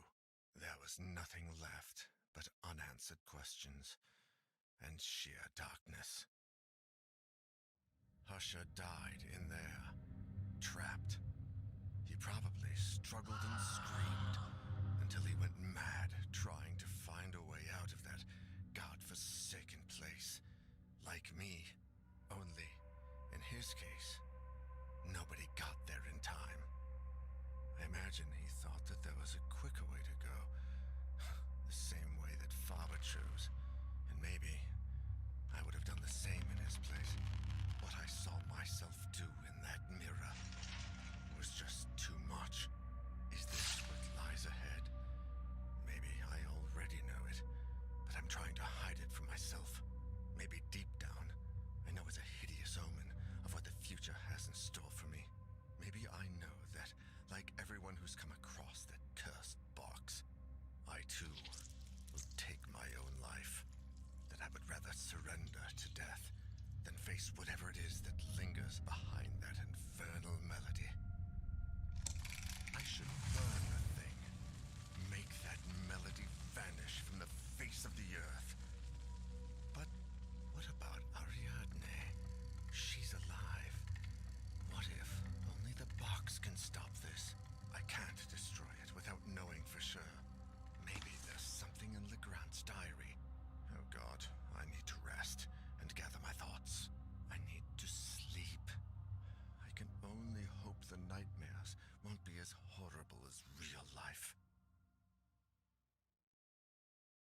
Poor guy. I loved Resident Evil combat. Resident Evil 1, 2, and 3, loved that stuff. Let's go on episode. I really liked the combat in it. It wasn't like super Husher actiony, but died in there, it was good. trapped. He probably struggled and screamed until he went mad trying to find a way out of that godforsaken place. Like me, only in his case, nobody got there in time. I imagine he thought that there was a quicker way to go, the same way that Faber chose, and maybe I would have done the same in his place. What I saw myself do in that mirror was just too much. Is this what lies ahead? Maybe I already know it, but I'm trying to hide it from myself. Maybe deep down, I know it's a hideous omen of what the future has in store for me. Maybe I know that, like everyone who's come across that cursed box, I too will take my own life. That I would rather surrender to death than face whatever it is that lingers behind that infernal melody. I should burn the thing. Make that melody vanish from the face of the earth. But what about Ariadne? She's alive. What if only the box can stop this? I can't destroy it without knowing for sure. Maybe there's something in Legrand's diary. Oh God, I need to rest and gather my thoughts. I need to sleep. I can only hope the nightmares won't be as horrible as real life. 7 mils, cheaper than I would have expected. You have to get the infrastructure pin as well, all the quest keys and stuff.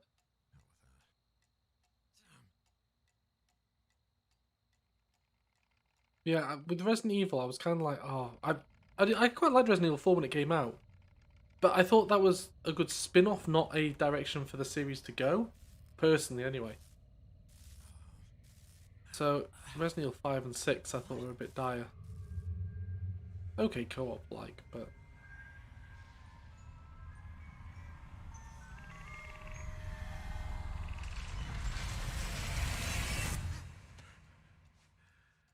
That place, that melody.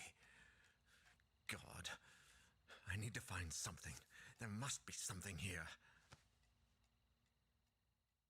yeah, I think Resident Evil 3 was like, I think they needed something new after Husher, that. every single person who attended that cursed concert in the Abbey, the entire Legrand Amersberg family and I, we all heard the song. Auguste Legrand's diary, which I found in that place beyond reality, was my only hope of unveiling something, anything that could take me down a different path than the rest. And yet, Legrand's notes seemed like nothing more than erratic and incoherent ramblings of a broken mind, so demented that no one could put them together in any order, much less understand them. But I found something towards the end that made some kind of sense. Although, I wish I hadn't. It's all over. Just a moment ago, like every night, the song was invading my dreams, grating incessantly. I woke up, soaked in sweat, and veiled by the shadows. Natalie was sleeping, but I was not. This time, it had to stop. I was hell-bent on destroying the source of that awful song. I went down to the basement and tore down the same wall I built myself.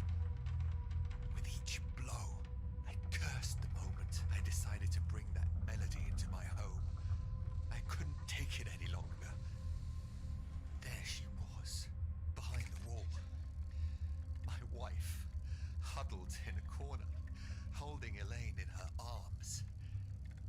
I froze. If Natalie was there, what kind of diabolical creature was sleeping by my side? Monsters. All of them.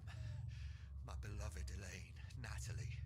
The monsters had locked them away and wanted to take Ariadne. They wanted to take my baby. I grasped the mallet, determined to do whatever it took. I would not allow those fiends to take my daughter. not without a fight. They would rue the day they tried to harm my family.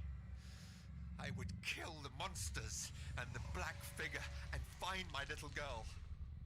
I followed them throughout the house. Every room was shrouded in darkness. There was something unnatural in the air. The melody had transformed into a choir of blood-curdling howls. But I finally cornered them in the bedroom, where I finished them off. I drew blood, and it flowed like a well from the grotesque black figures while they screamed and writhed, the vile, deceitful fiends. And then I went back to the basement, and there was nobody there. Natalie and Elaine had disappeared. No, that isn't true. They had not disappeared. They had never been down there. They were upstairs, in the bedroom, where I had left them. There were no monsters in the house. Except me. Only me. Only me. And the presence. And we saw that closet in one of the earlier episodes as well. Yeah, I mean, Resident Evil 4 was good when it first came out. It was good. It was a breath of fresh air. It ends like this? Wait, what is this? Jeremy Hartwood Mental Hospital, 1920. Psychiatric analysis and treatment of patient Ariadne Legrand Amsberg. Dr. Berenice Prestegard. Oh, Christ, I can barely stand up. I really need help with this.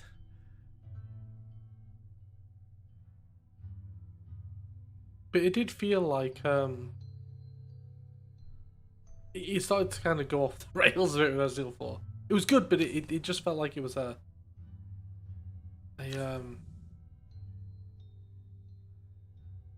was a bit too different. Let's go with old Bertie. Now he's come back to life. Oh no. He died earlier. He's not alive anymore.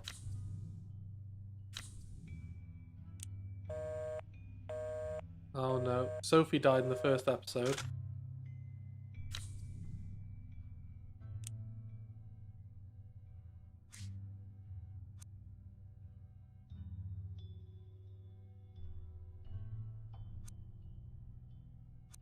Yeah, let's send them.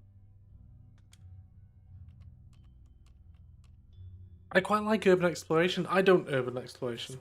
God, I couldn't with the kids. Need your help. But I know.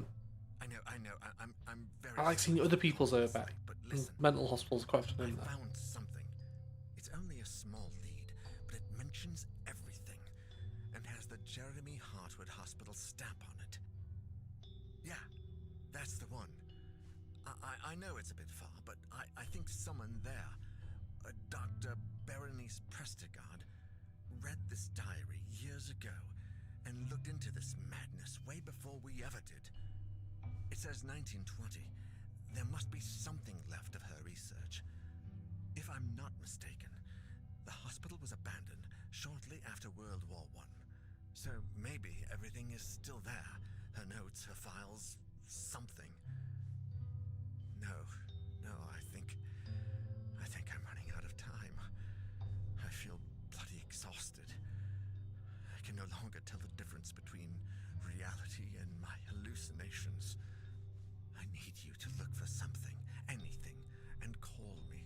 I know it's a lot to ask, but I don't want to end up like the rest. And something tells me I should visit Ariadne one last time. Yeah, take your cell and call me if you find anything.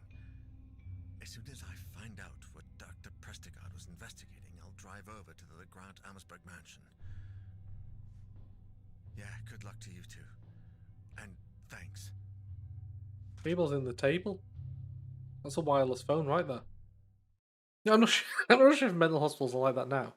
Yeah, they did always. I have never been to one, but the stereotypical one was, yeah. Like, but I'm not mad. Oh, but that's what a mad person would say. It's like the old witch hunts, isn't it? Well, if they drown, they were innocent, but if they float and survive, well, they were a witch. Seems legit.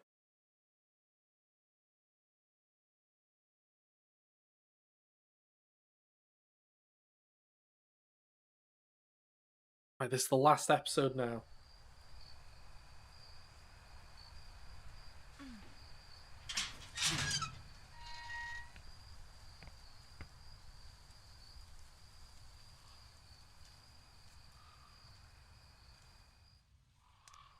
Jeremy Hartwood Hospital, an old mental health institution for the rich turned dump, or something worse.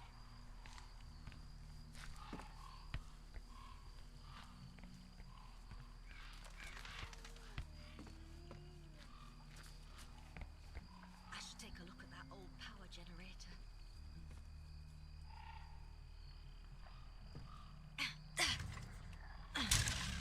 Oh no.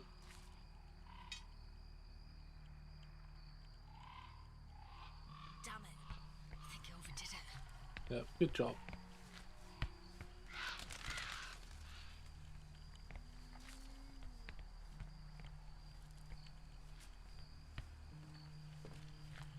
Okay, well, I guess we're going inside. Yeah, I really like urban exploration stuff when they go in. Not necessarily the ones where they just go and they're like, oh look, here's a cement factory somewhere. That's often fairly droll. But the ones where it's like, oh, here's a ruined building in the middle of nowhere. Or the one, there was a brilliant one to do with they think it was an underground French water overflow place or something. But it was it just seemed to keep going down deeper and deeper. I mean, somebody could have just composited the photos. You didn't overcome your alcohol addiction. Put a story to it, I don't know. But it was a really good read. I think even if they're not real, I quite enjoy the little stories people put together.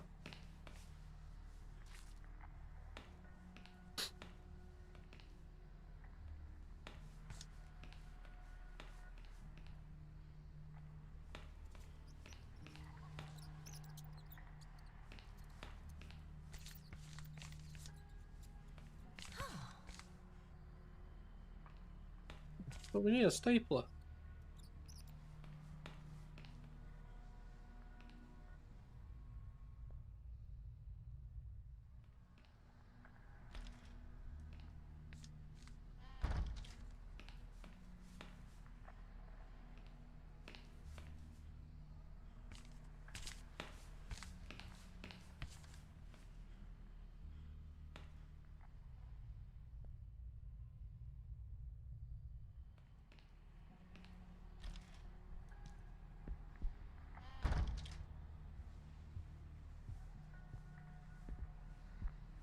Cafeteria.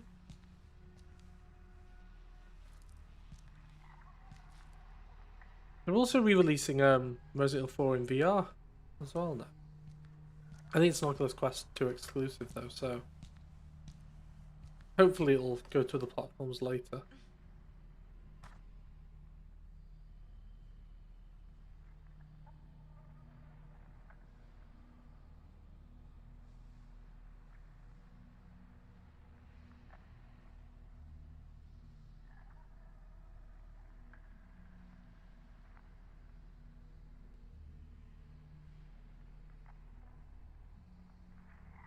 Right, so they all wanted to get out of here because something bad was happening. And they've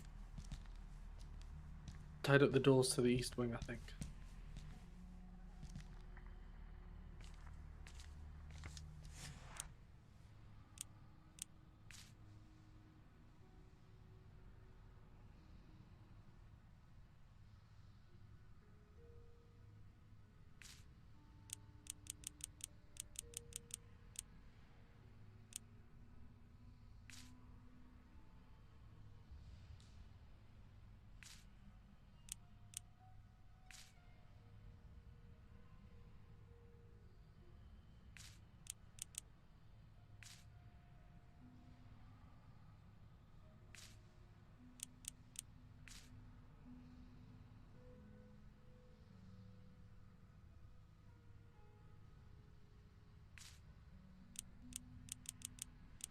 I hope these are all just one picture.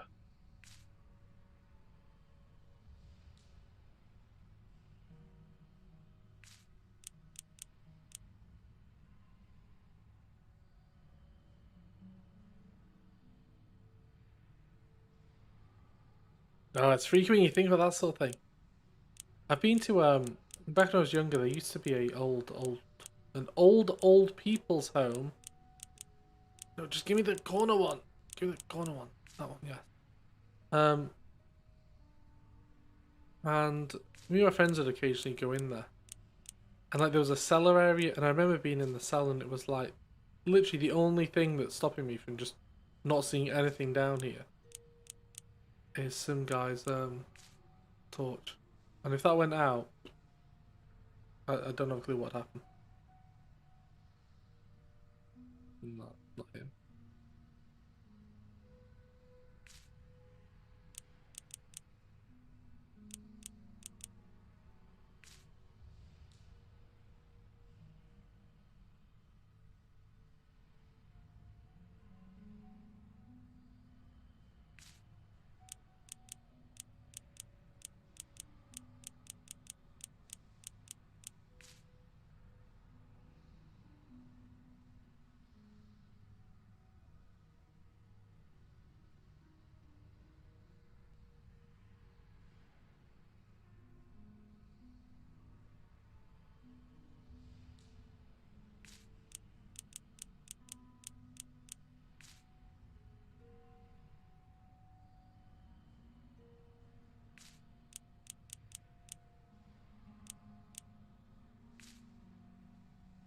Yeah, I remember once when I was walking home from school years and years ago, and it was my mind playing tricks on me. There's nothing else it really could have been. But um, just as I was leaving the woods, it's like this gust of wind. It sounded like it said a word, and I was like, what the hell's that? And just carried on. But it sounded like somebody's surname, right, that I knew. And then that next day they weren't in school. They weren't dead or anything. But yeah, and I was like, oh, that's a bit odd. I've never really had any other creepy. I used to spend quite a lot of time in woods when I was younger. I'll give you that. But probably no.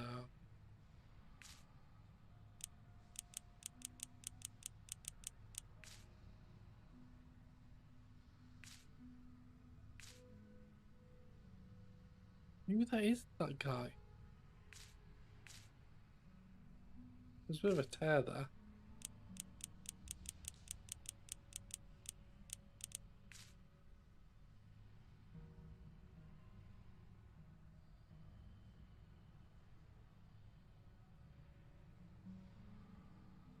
This is odd. If you look at that bit there, that bit matches up there. Which would indicate that bit's kind of going along there, somewhere like that. So actually, maybe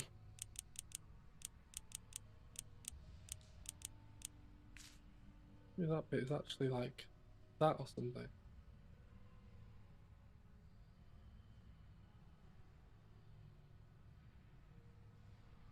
Maybe not. I don't know.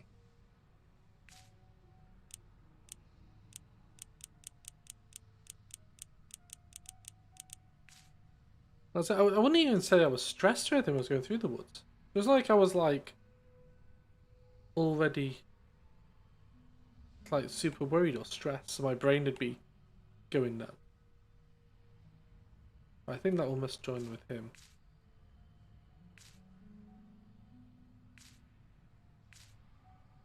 Maybe not.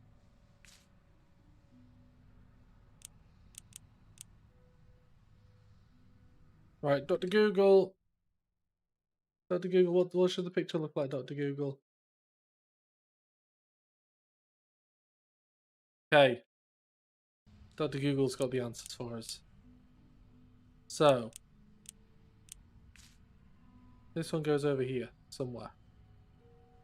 Boom. Next to him is that one there. Is that right? Yeah. Boom.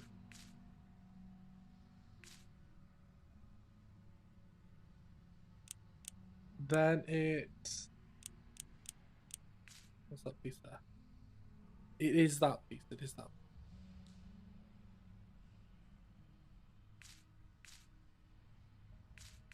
Gonna say up a bit, up a bit, up. There we go. That'll do. They're all too busy. All too busy working. That. Oh no, that goes over here somewhere.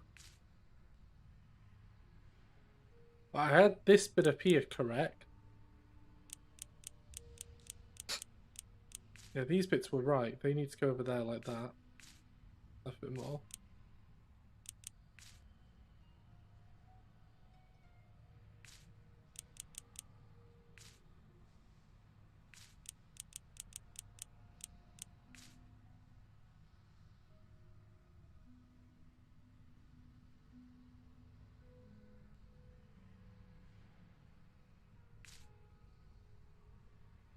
Okay, so that's kind of alright there. Then we have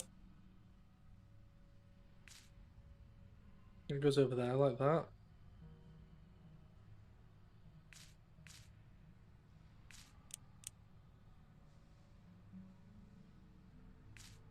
He goes over here and there like that.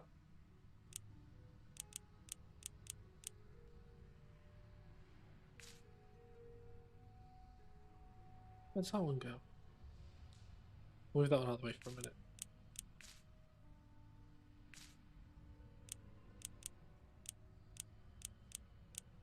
Yeah, I'm not much of a fan of posing for pictures, but so things is everybody else is like, just smile, will you? And you're like, oh, okay, whatever. Yeah, he kind of there a bit. That bit's right. That bit is pretty much right. No, that's too angular.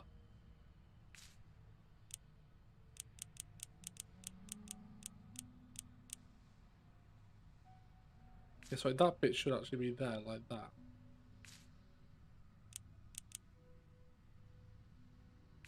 But there should no. That bit there should be there like that. Apparently.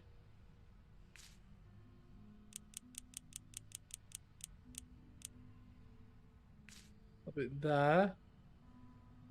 Be up here somewhere, I think, like that, roughly. I think. They do. I don't know what's going on here.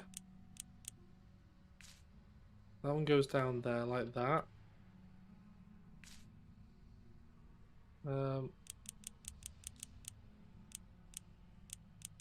That one there will probably just go here like that, I imagine.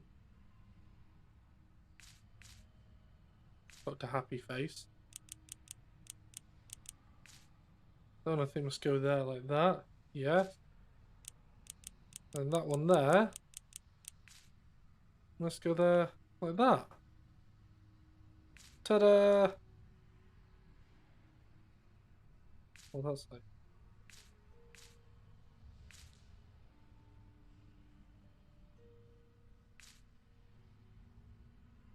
That's right, that goes there like that.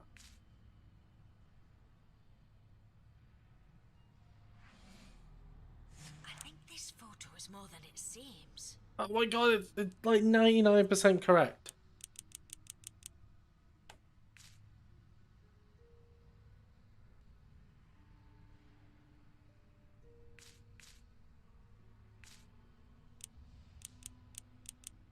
It's perfect. Perfect, you can see everything there.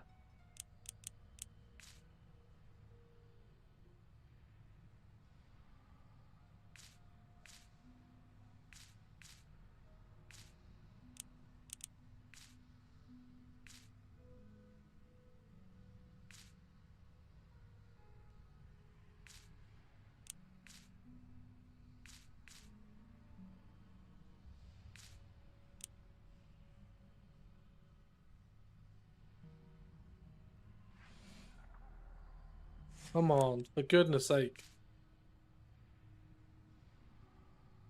No, no. What? Where's this piece come from? Oh, the top. Hey, code 252. I'll call you Q.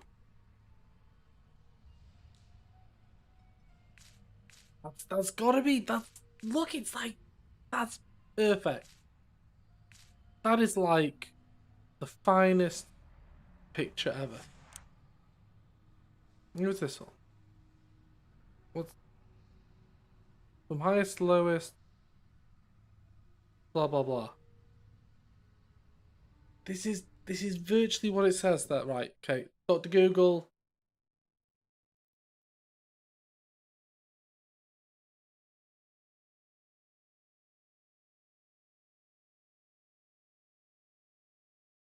Listen to this. This puzzle is cryptic as hell, and even the developers have admitted to it. They have given players hints in order to solve this puzzle. Basically, you have to use this image. Oh my god. It sure doesn't help that the photo doesn't go together well. Ah.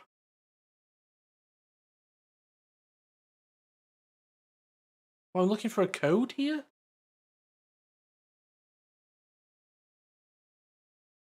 Oh my god. I'm just supposed to find a code in this somehow. I can't find a code there. That's nonsense. I'm done with that. Put it in the bin. Next.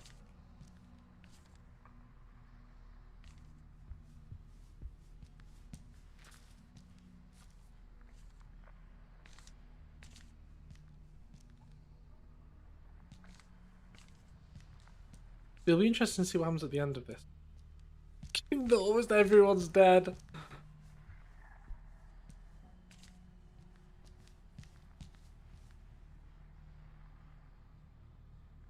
Yeah, don't unearth that. That'll probably be a mirror.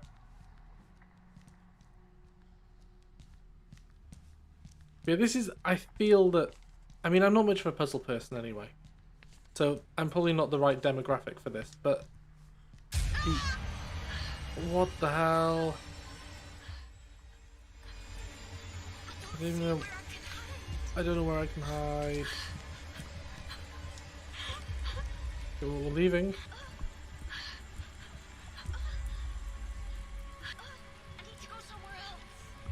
Yeah.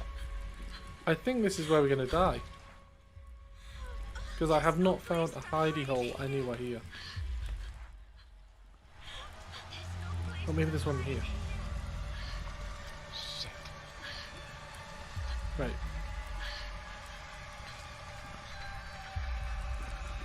No, I am definitely dead.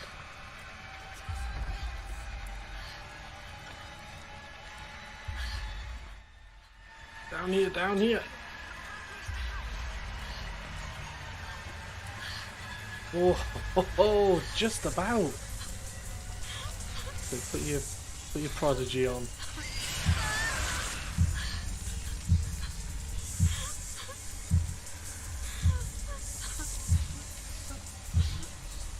God.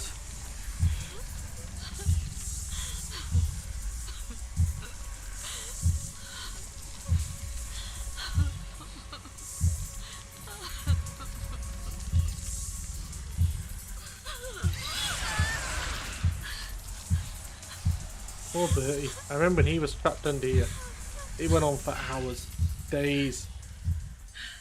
Poor Bertie.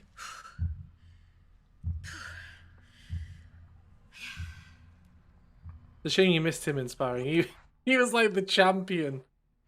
But and when everybody else died, Bertie came in and he got us through episode 1 and most of episode 2. Alright, let's try going to the right.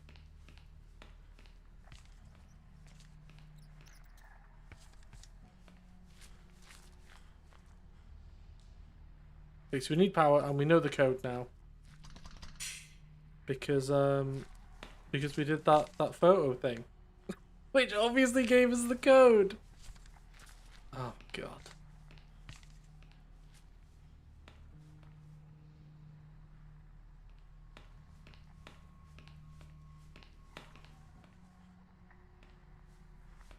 Okay, well, I don't know where else to go.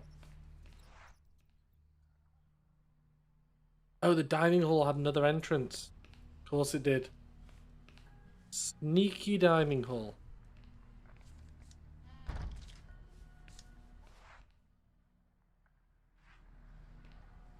Back to Eternal Darkness as well. There was one thing with, like, I remember halfway through the game thinking, God, this game must be over soon. But it it wasn't, and you just kept revisiting areas, didn't you? And I was like, oh my God. When am I actually going to get to the end? But it was very good when you were going through it.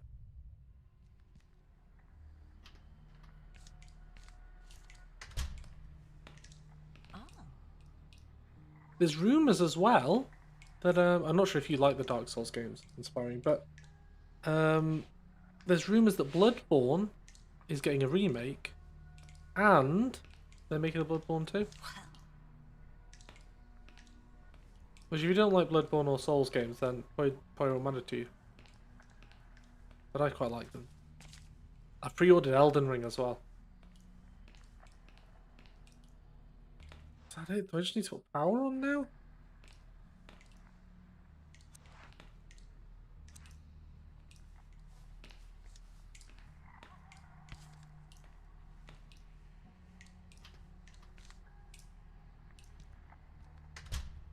What am I missing? I need something to reattach the generator thing to the other thing. Oh, maybe it's down that end. Oh.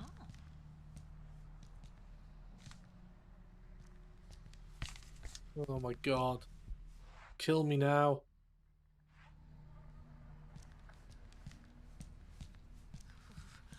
No, have I been down here? Oh, it's gonna get cold. What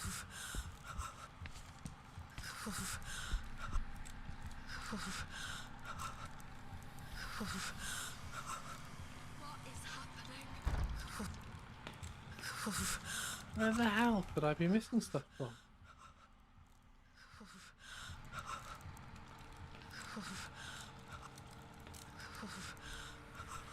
Because she won't reach through and get the stapler. God, it's Oh, maybe she will.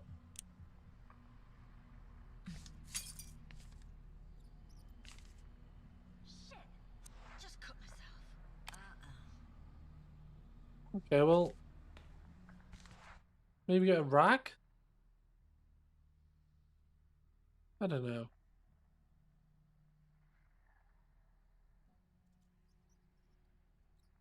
I have literally no idea. Dr. Google. Dr. Google. Take the broken handle. Got the broken handle. Cold chamber. Okay, how do I get to the cold chamber? From the kitchen.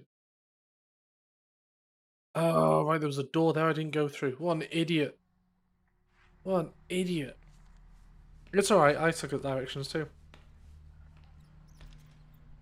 I am probably the worst person to be playing this game, because not only do I suck at puzzles and directions, I'm also really bad at remembering things. Failures on all counts.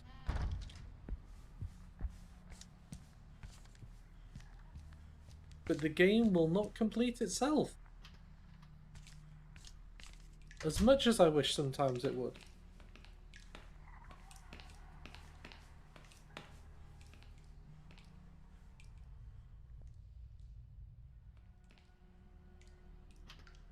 But thankfully, there is a walkthrough, so I'm not looking at the walkthrough constantly. I'll try and work stuff out myself, but then if I'm like, I don't get it, I ask Dr. Google to help.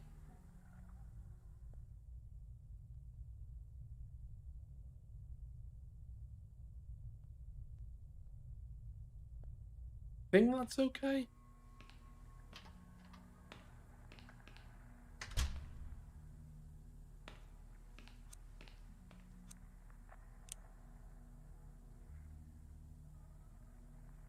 Oh, that's interesting.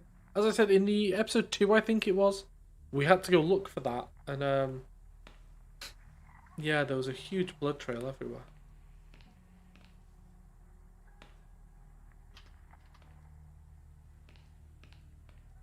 Is that it?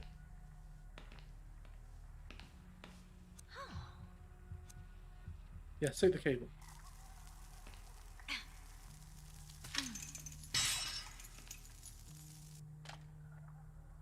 Combined with that. Okay. Oh!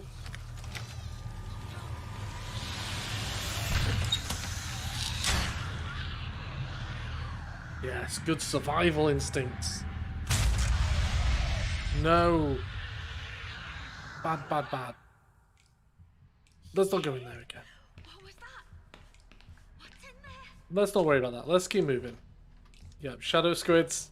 We don't need to worry about them. They can stay in there till the end of time.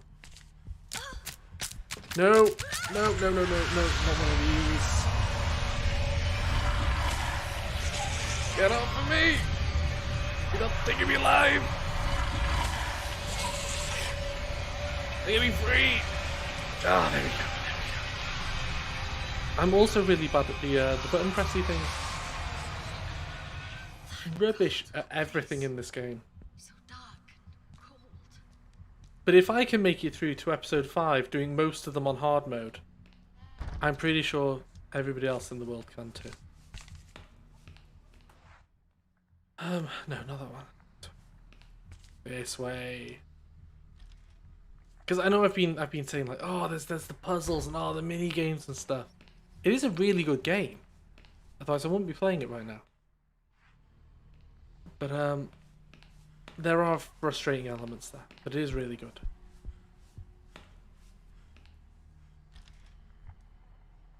There were. She is Olympic level crawler. That's when you put your CV forward to get a job with whoever it is who keeps sending people to these places. They're like, how good are you at controlling your own heartbeat? How good are you at crawling?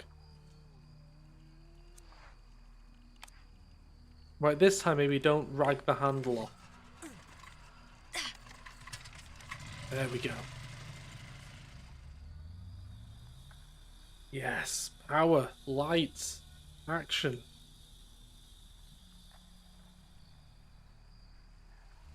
It's a start. Now on to the next. Are you on for a bit now, Tudge?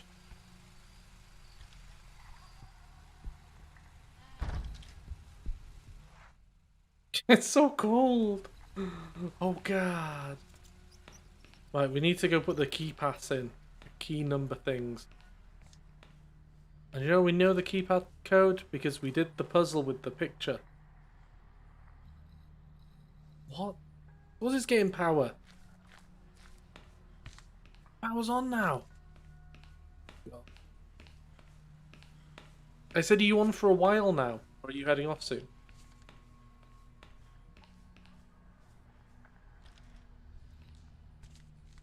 No, it's Daniel who says that stuff.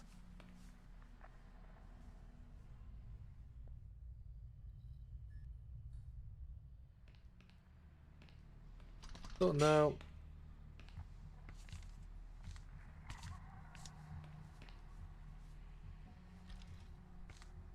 Oh, no wonder there was the electric thing at the start. I remember now.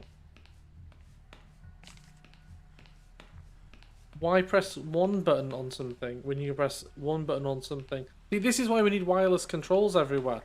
Inspiring. Oh no, it's a puzzle. Security, yeah. No, security, thank you.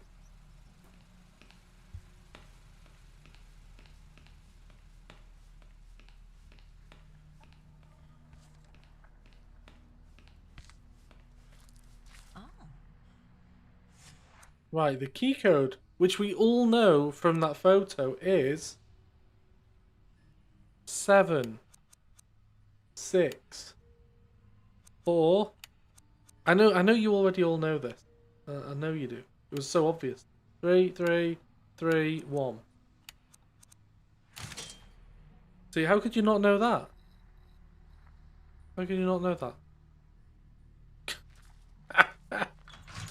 I should have listened. Oh well. I see some notes there. Let's have a look. Ah, Dr. Baroness Prestigard. It's a good start. Here we go. Today's session with Ariadne was by far the most productive to date. Not because of the conversation we had, for her mind continues to adhere to the usual extravagant patterns, but because today she asked to get her things back, which led me to a surprising discovery. Down in the storage room, I was convinced I would not find any of the belongings taken from her when she was admitted, but there was nothing further from the truth. There was a diary and a music box. After handing the box to Ariadne, I quickly browsed through the diary, which apparently belonged to her father, and that's where it gets interesting. After years of researching paranormal phenomena, Argus Legrand's investigation led him to the Abbey of St. Cecilia, where a cursed concert had supposedly taken place. After spending a considerable amount of money, he got his hands on the only remaining sheet music from the concert and convinced an acclaimed musician to play the music one more time.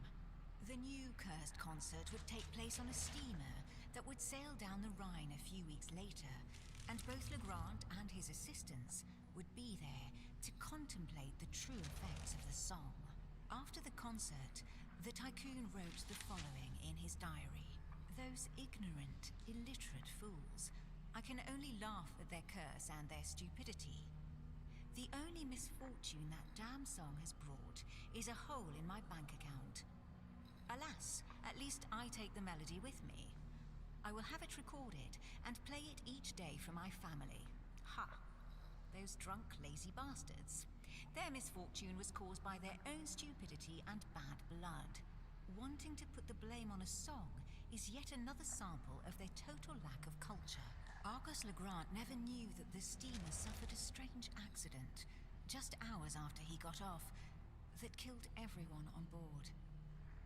And yet his thoughts on the melody eventually changed. They did indeed change. I can't believe We've been past that place as well. Daniel wasn't exaggerating. This is much worse than I ever imagined. Was Doc Brown's one the one where he had all the speakers hooked up and there was like an alarm clock or something? All those 80s and 90s movies just kind of blur into one for me. Only if I've actually got a Logitech keyboard and mouse. Only if you have the multi-connection Bluetooth things. I do love on this keyboard. I've got 1, 2, and 3, and I connect to 3 devices. Well, not at once, but I can switch between them like a DJ. Wiki wiki wiki like that, and just change everything. They did, didn't they? We don't write anymore.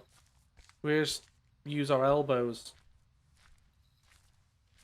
Scrawls on paper.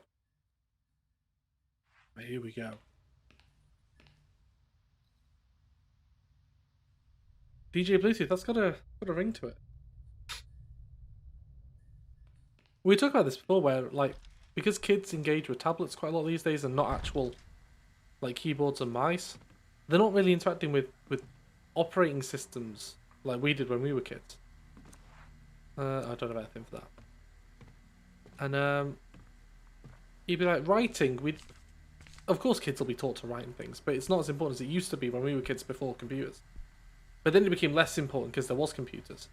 But it's like, well, it's not as important now, and because people don't use computers as much until they get older anyway. It's all tablets and phones and things. Like that joke, isn't it, about text speaking or whatever? Yeah, my handwriting never really progressed past 5 years old. I remember getting told, "Oh, you need to come up with a signature." So I came up with a signature, and I got told that's just a squiggle. Well, what do you expect? You said just come up with something. Contains all the pertinent parts to identify me. That's the signature. Deal with it, people. My wife has lovely handwriting. And maybe I'm stereotyping here. Maybe this isn't true. I haven't done accurate R&D into the matter, but women seem to have better handwriting than men most of the time. I mean, obviously people can be trained to do like beautiful calligraphy, but yeah, well yours is probably Monopoly money anyway, Touch, so I don't think it really matters. Oh god! Jesus Christ.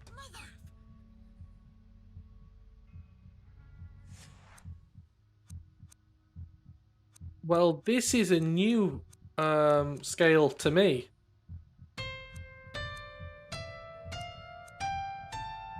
That's the C major scale. For anyone interested? We can't do A minor. And we can't, what is it? Whole step, half step, whole step, whole step. Oh, we can't carry on going up. Oh well. Yeah, information, darkness. Amazing.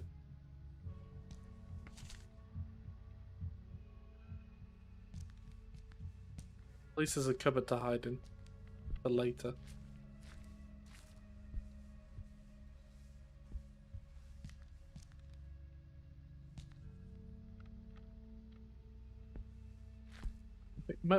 That's one thing that infuriates me a bit about this game. Sometimes you have to press twice on something.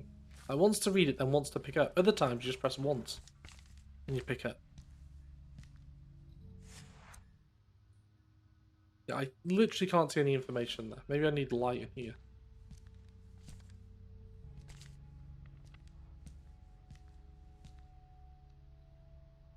I don't, I don't even think I could do that. I think if I concentrated, it would just take me forever and it would just look equally as bad. Although I did when I was younger, and I used to be in, I was in early high school. I remember my cousin, I was living with my aunt at the time, and I remember looking at my cousin's handwriting, because she had quite nice handwriting. I thought, oh, her handwriting's quite nice. I'll try and make my handwriting more like that.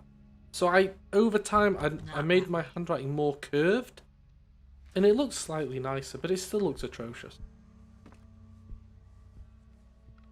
But anything artistic, creative, me and Touch have an ongoing debate about like how my logical brain is unable to think of things in a creative way. If it's not ones or zeros or black and white, I can't deal with it.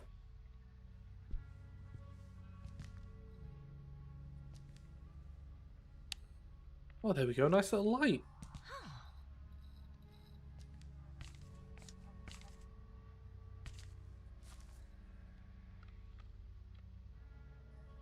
Oh, shame. Oh, mannequins. You always know it's a good time when there's a mannequin around.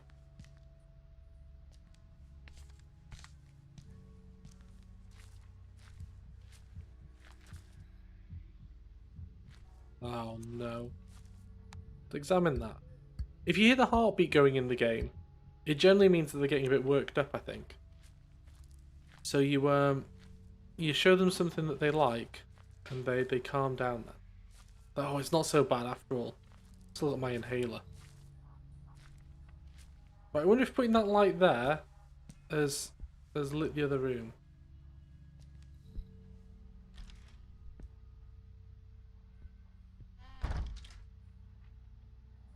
Yeah, I'm probably like 2% creative, 98% logical.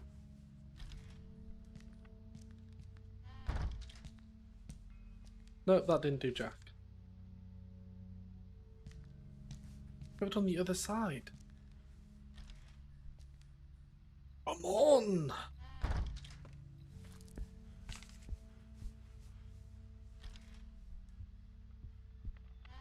If anybody doesn't know, I used to work with Touch, by the way.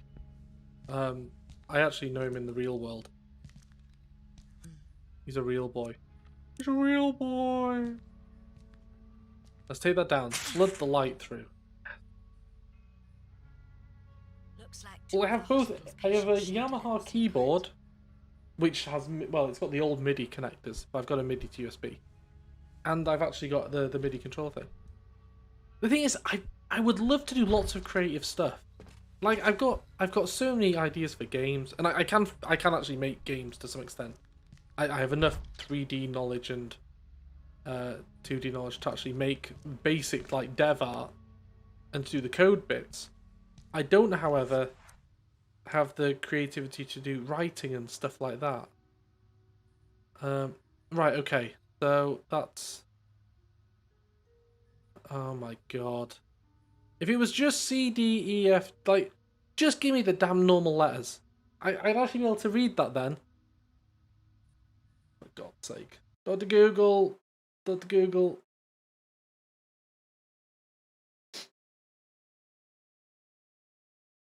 Oh god, why? Just show me the damn... Right, I'm just scared. No, I can't even doodle this down. Okay. Oh god. Right. Let's try this again. Try this again. Right, so it's going to be...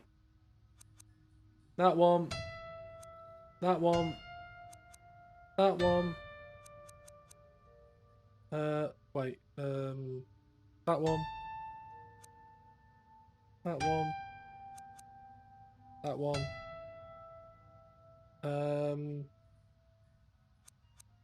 That one.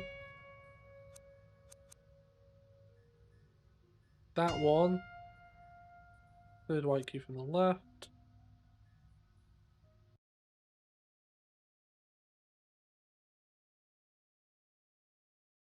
Third white key from the left. That one.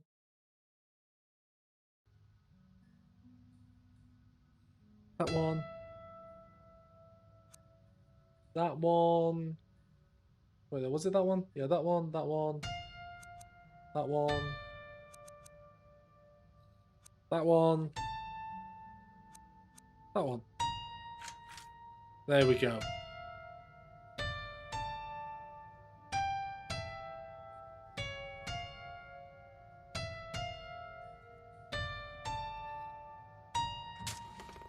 Oh.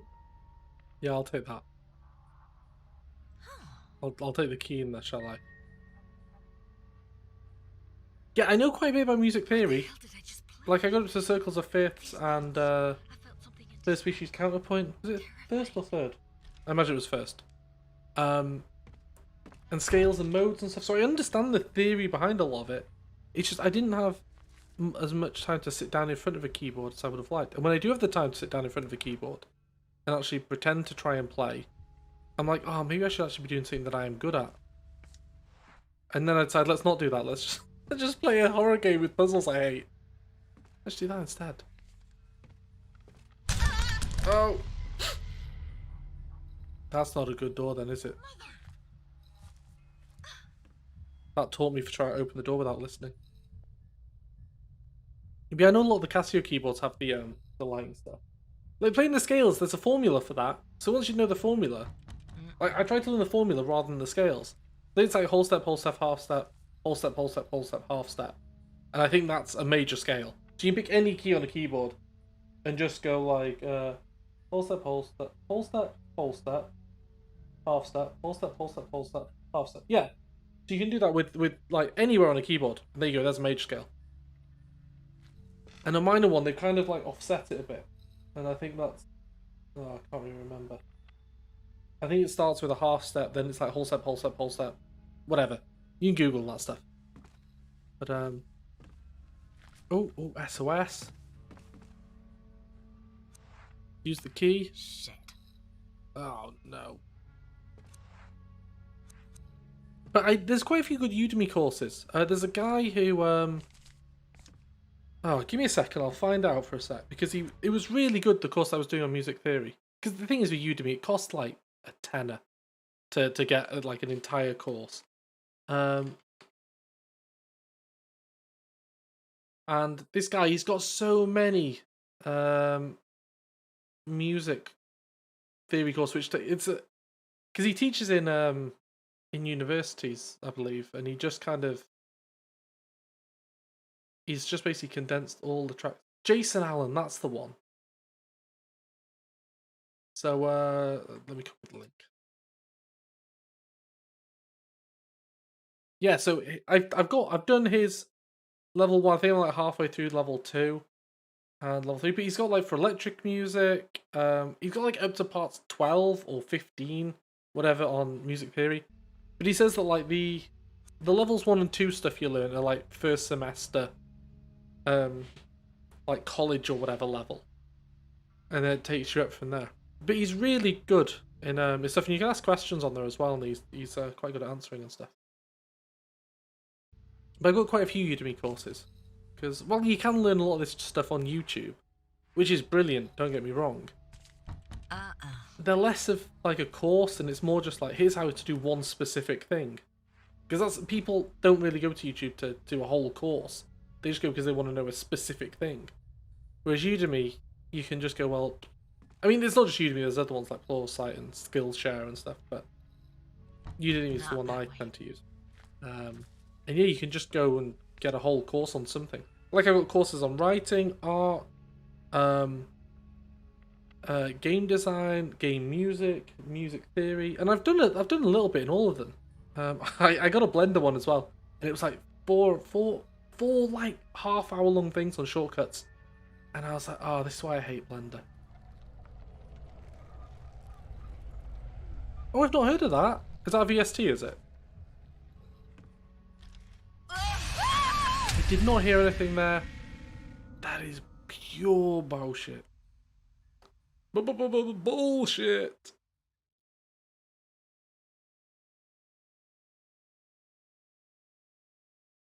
Yes, I want to change her fate.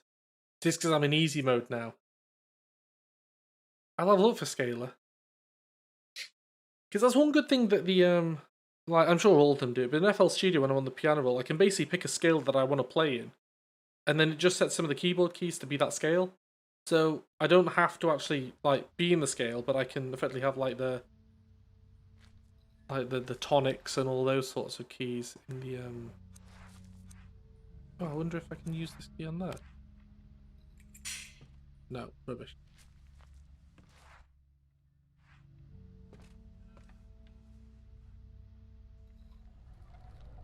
Right, yeah, there's definitely something bad there.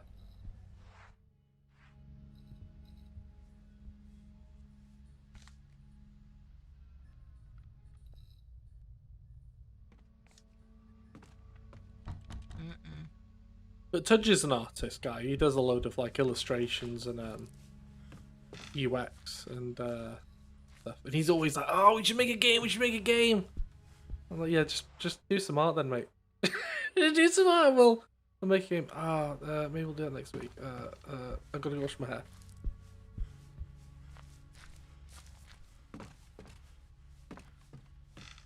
Because I have got a few prototypes in Unity that, because I'll quite often start on a game idea, and I'll get to a point and I'll be like, oh, I really need to refine I need to not do the development and just think on stuff for a while.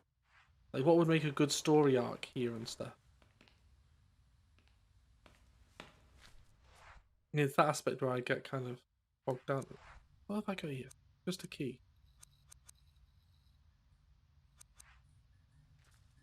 Yeah, I get bogged down a bit in that.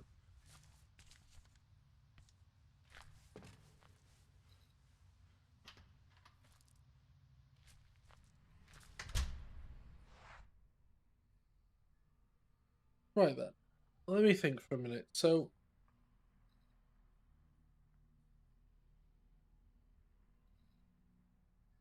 I can change the electricity.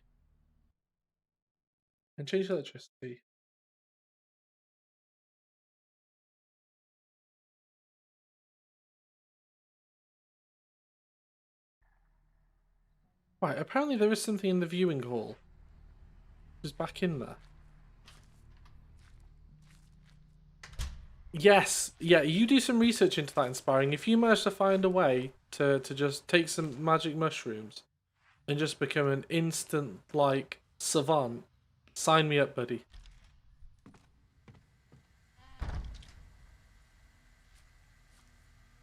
Oh, maybe this goes in there. Because we used to do D&D, a group of us, and I'd be the GM for, or the DM, sorry, for the sessions.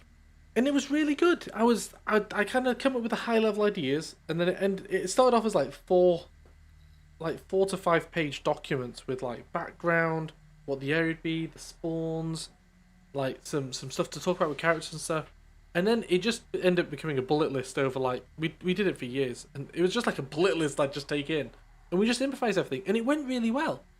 So I know that I don't need to take shrooms or be totally drunk to come up with okay ideas, but it's always the high level, and we just refine it like there and then. But because everybody else, with D&D, it's a freestyle thing, isn't it? So everybody's kind of like they're all like, oh, I want to do this, I want to do that, and they'll come up with really good ideas. Whereas when it's just you, you're like, oh well, I can't come up with all those good ideas. I need the team. I think that's why people have writing teams. Maybe one day. I wonder if this projector still works. Hey, if We'll it, soon find out. that sounds like good R&D. That. There we go. We were in that room before.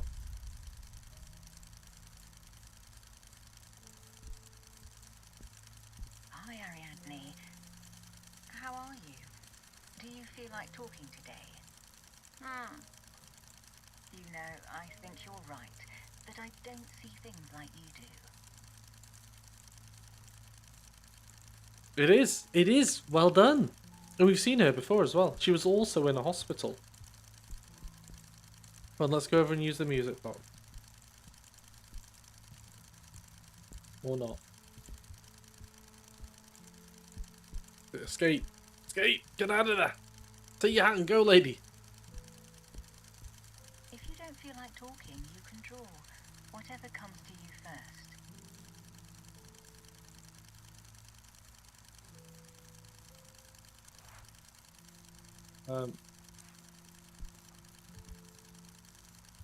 Okay, let's give us something to draw on.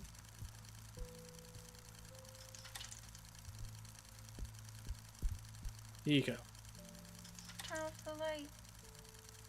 It doesn't like the light. The light. Who doesn't like the light, Ariadne? Come on. Don't hold that. Also, just to mention, so this little girl, we've actually seen her when she's an adult. So she kind of exists in the real world still. You know, it's inspiring.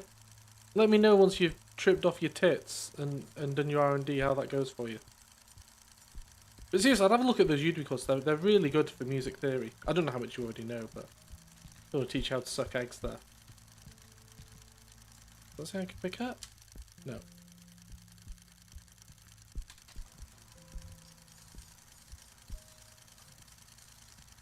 Oh yes, let's turn the lights off.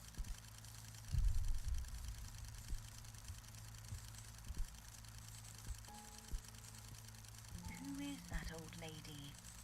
It's me. What? We can listen to your box if you want. Sometimes I hear you playing it when I pass by. Let's your engage you, Goffin. Just make sure the music box is turned off, for God's sake.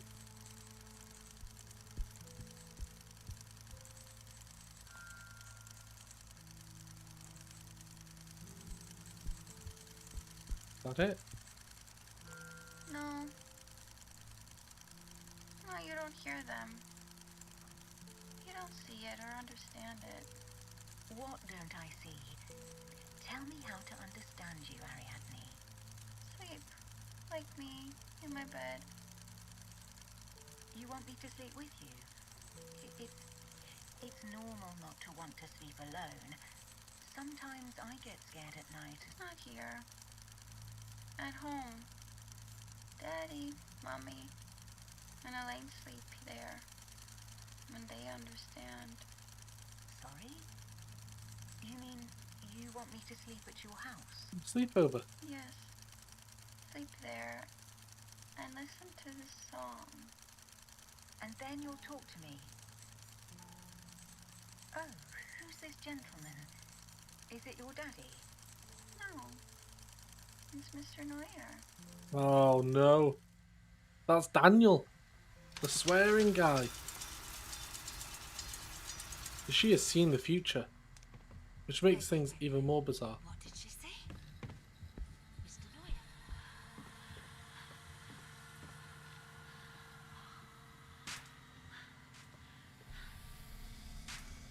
What does that sound?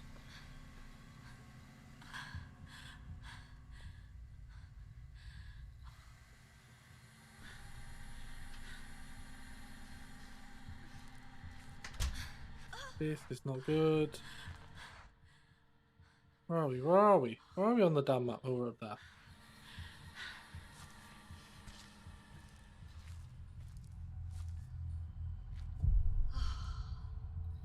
Thank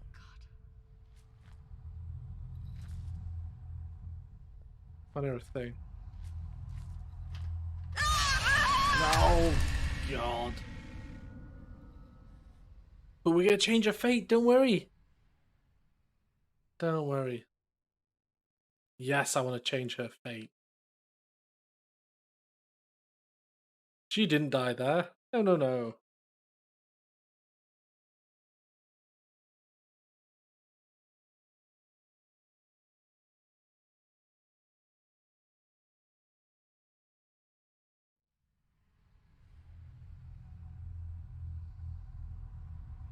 Wait, Tudge, you still there? Because if you want, I've been playing this for a while. I'm happy enough to save you and put on some dead cells for you. If you're not there, I'll just carry on this for a bit.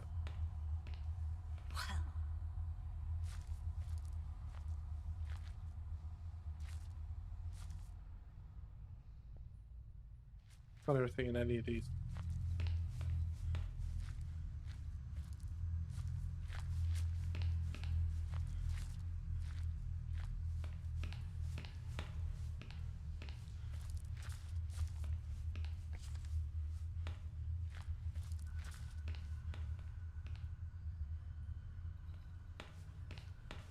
Is this still classed as security wing?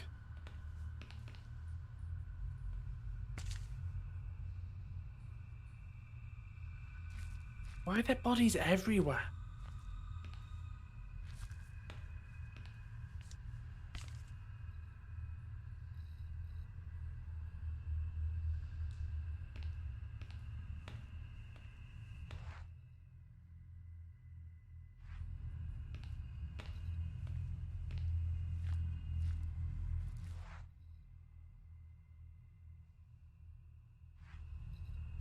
Been through here?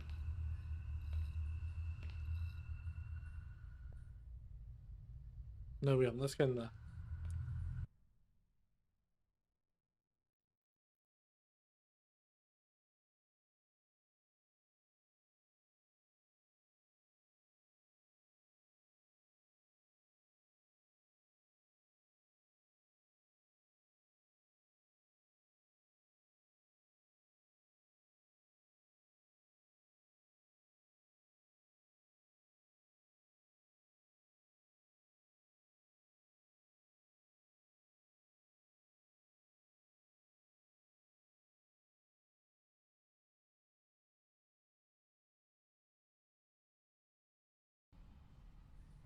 A little look-see. yeah.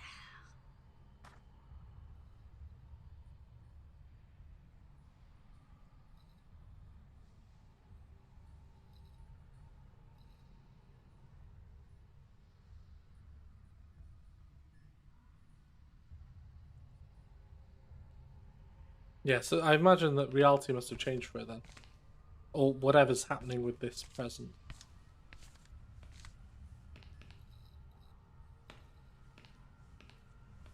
Yeah, there you go. Just somebody bloodied in a wheelchair. Oh. Let's take the belt. Yeah.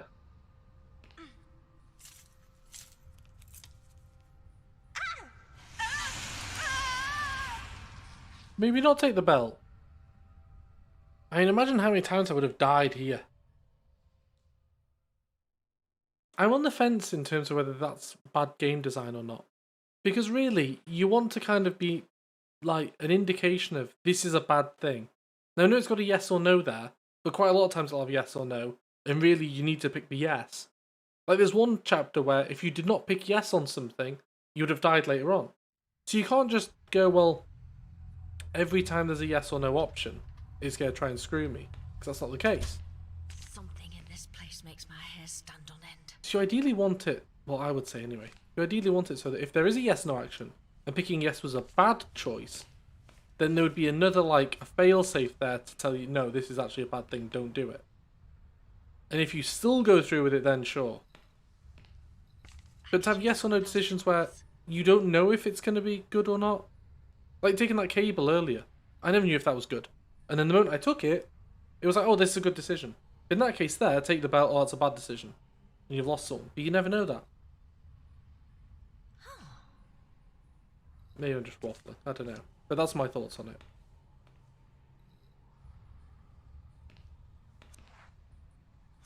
Where do I need to use that then?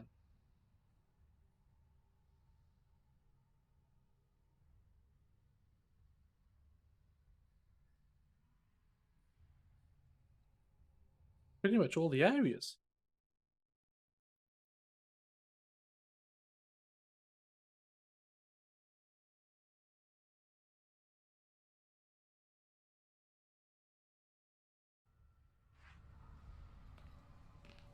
Right, Dr. Google implies, at this point, there needs to be aiming lights against thing.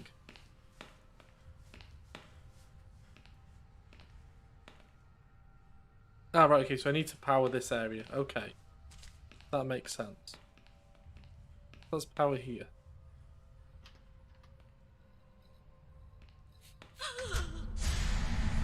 You ordered her.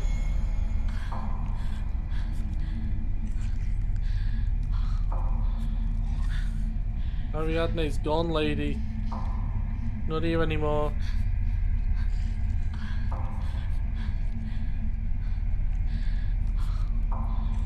Got no beef with you.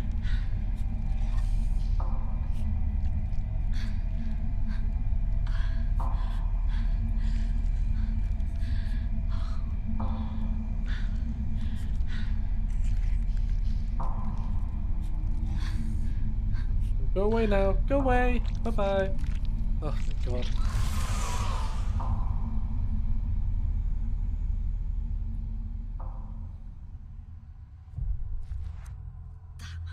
One second, I just gotta say some things on Discord.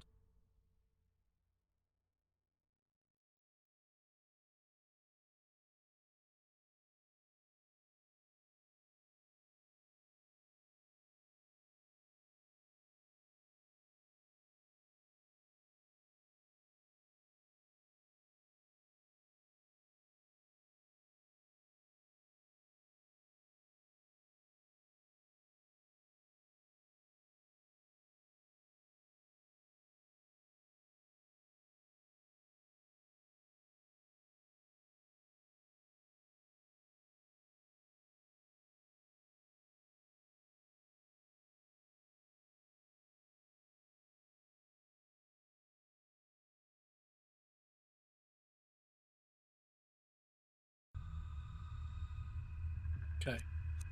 Fear just paralyzed me.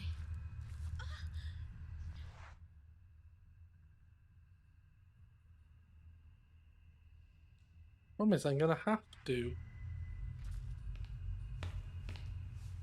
Where was the film projection things around here? My worry is if I go through here and take power off security, I'm not sure if I'll be able to get back through this area. I hope I can.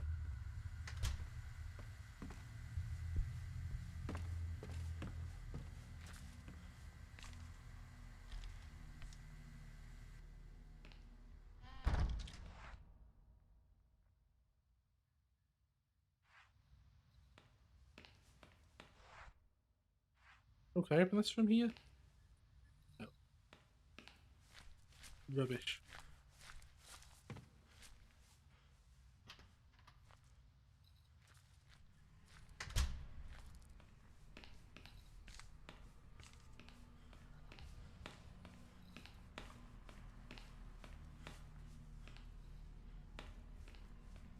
You know what, given the time, I think...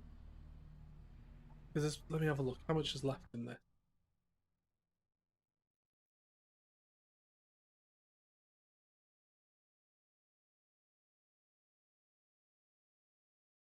Yeah, there still seems to be quite a lot left here. So given I've already been on for 3 hours, I'm going to save this bit here. Let's have a quick mess with the electric thing first. I'll save this here, and I might either come back and do a bit more later, or I'll play something else for a bit. More. There we go. So it's been good, and hopefully we'll be doing the rest of it tomorrow or later then. Because I think there's probably only going to be an hour or two left, and that should probably be the end. So I don't want to have like a 5-hour one episode thing, but that'll be crazy. So it's been good, and I'll see you next time. Bye bye.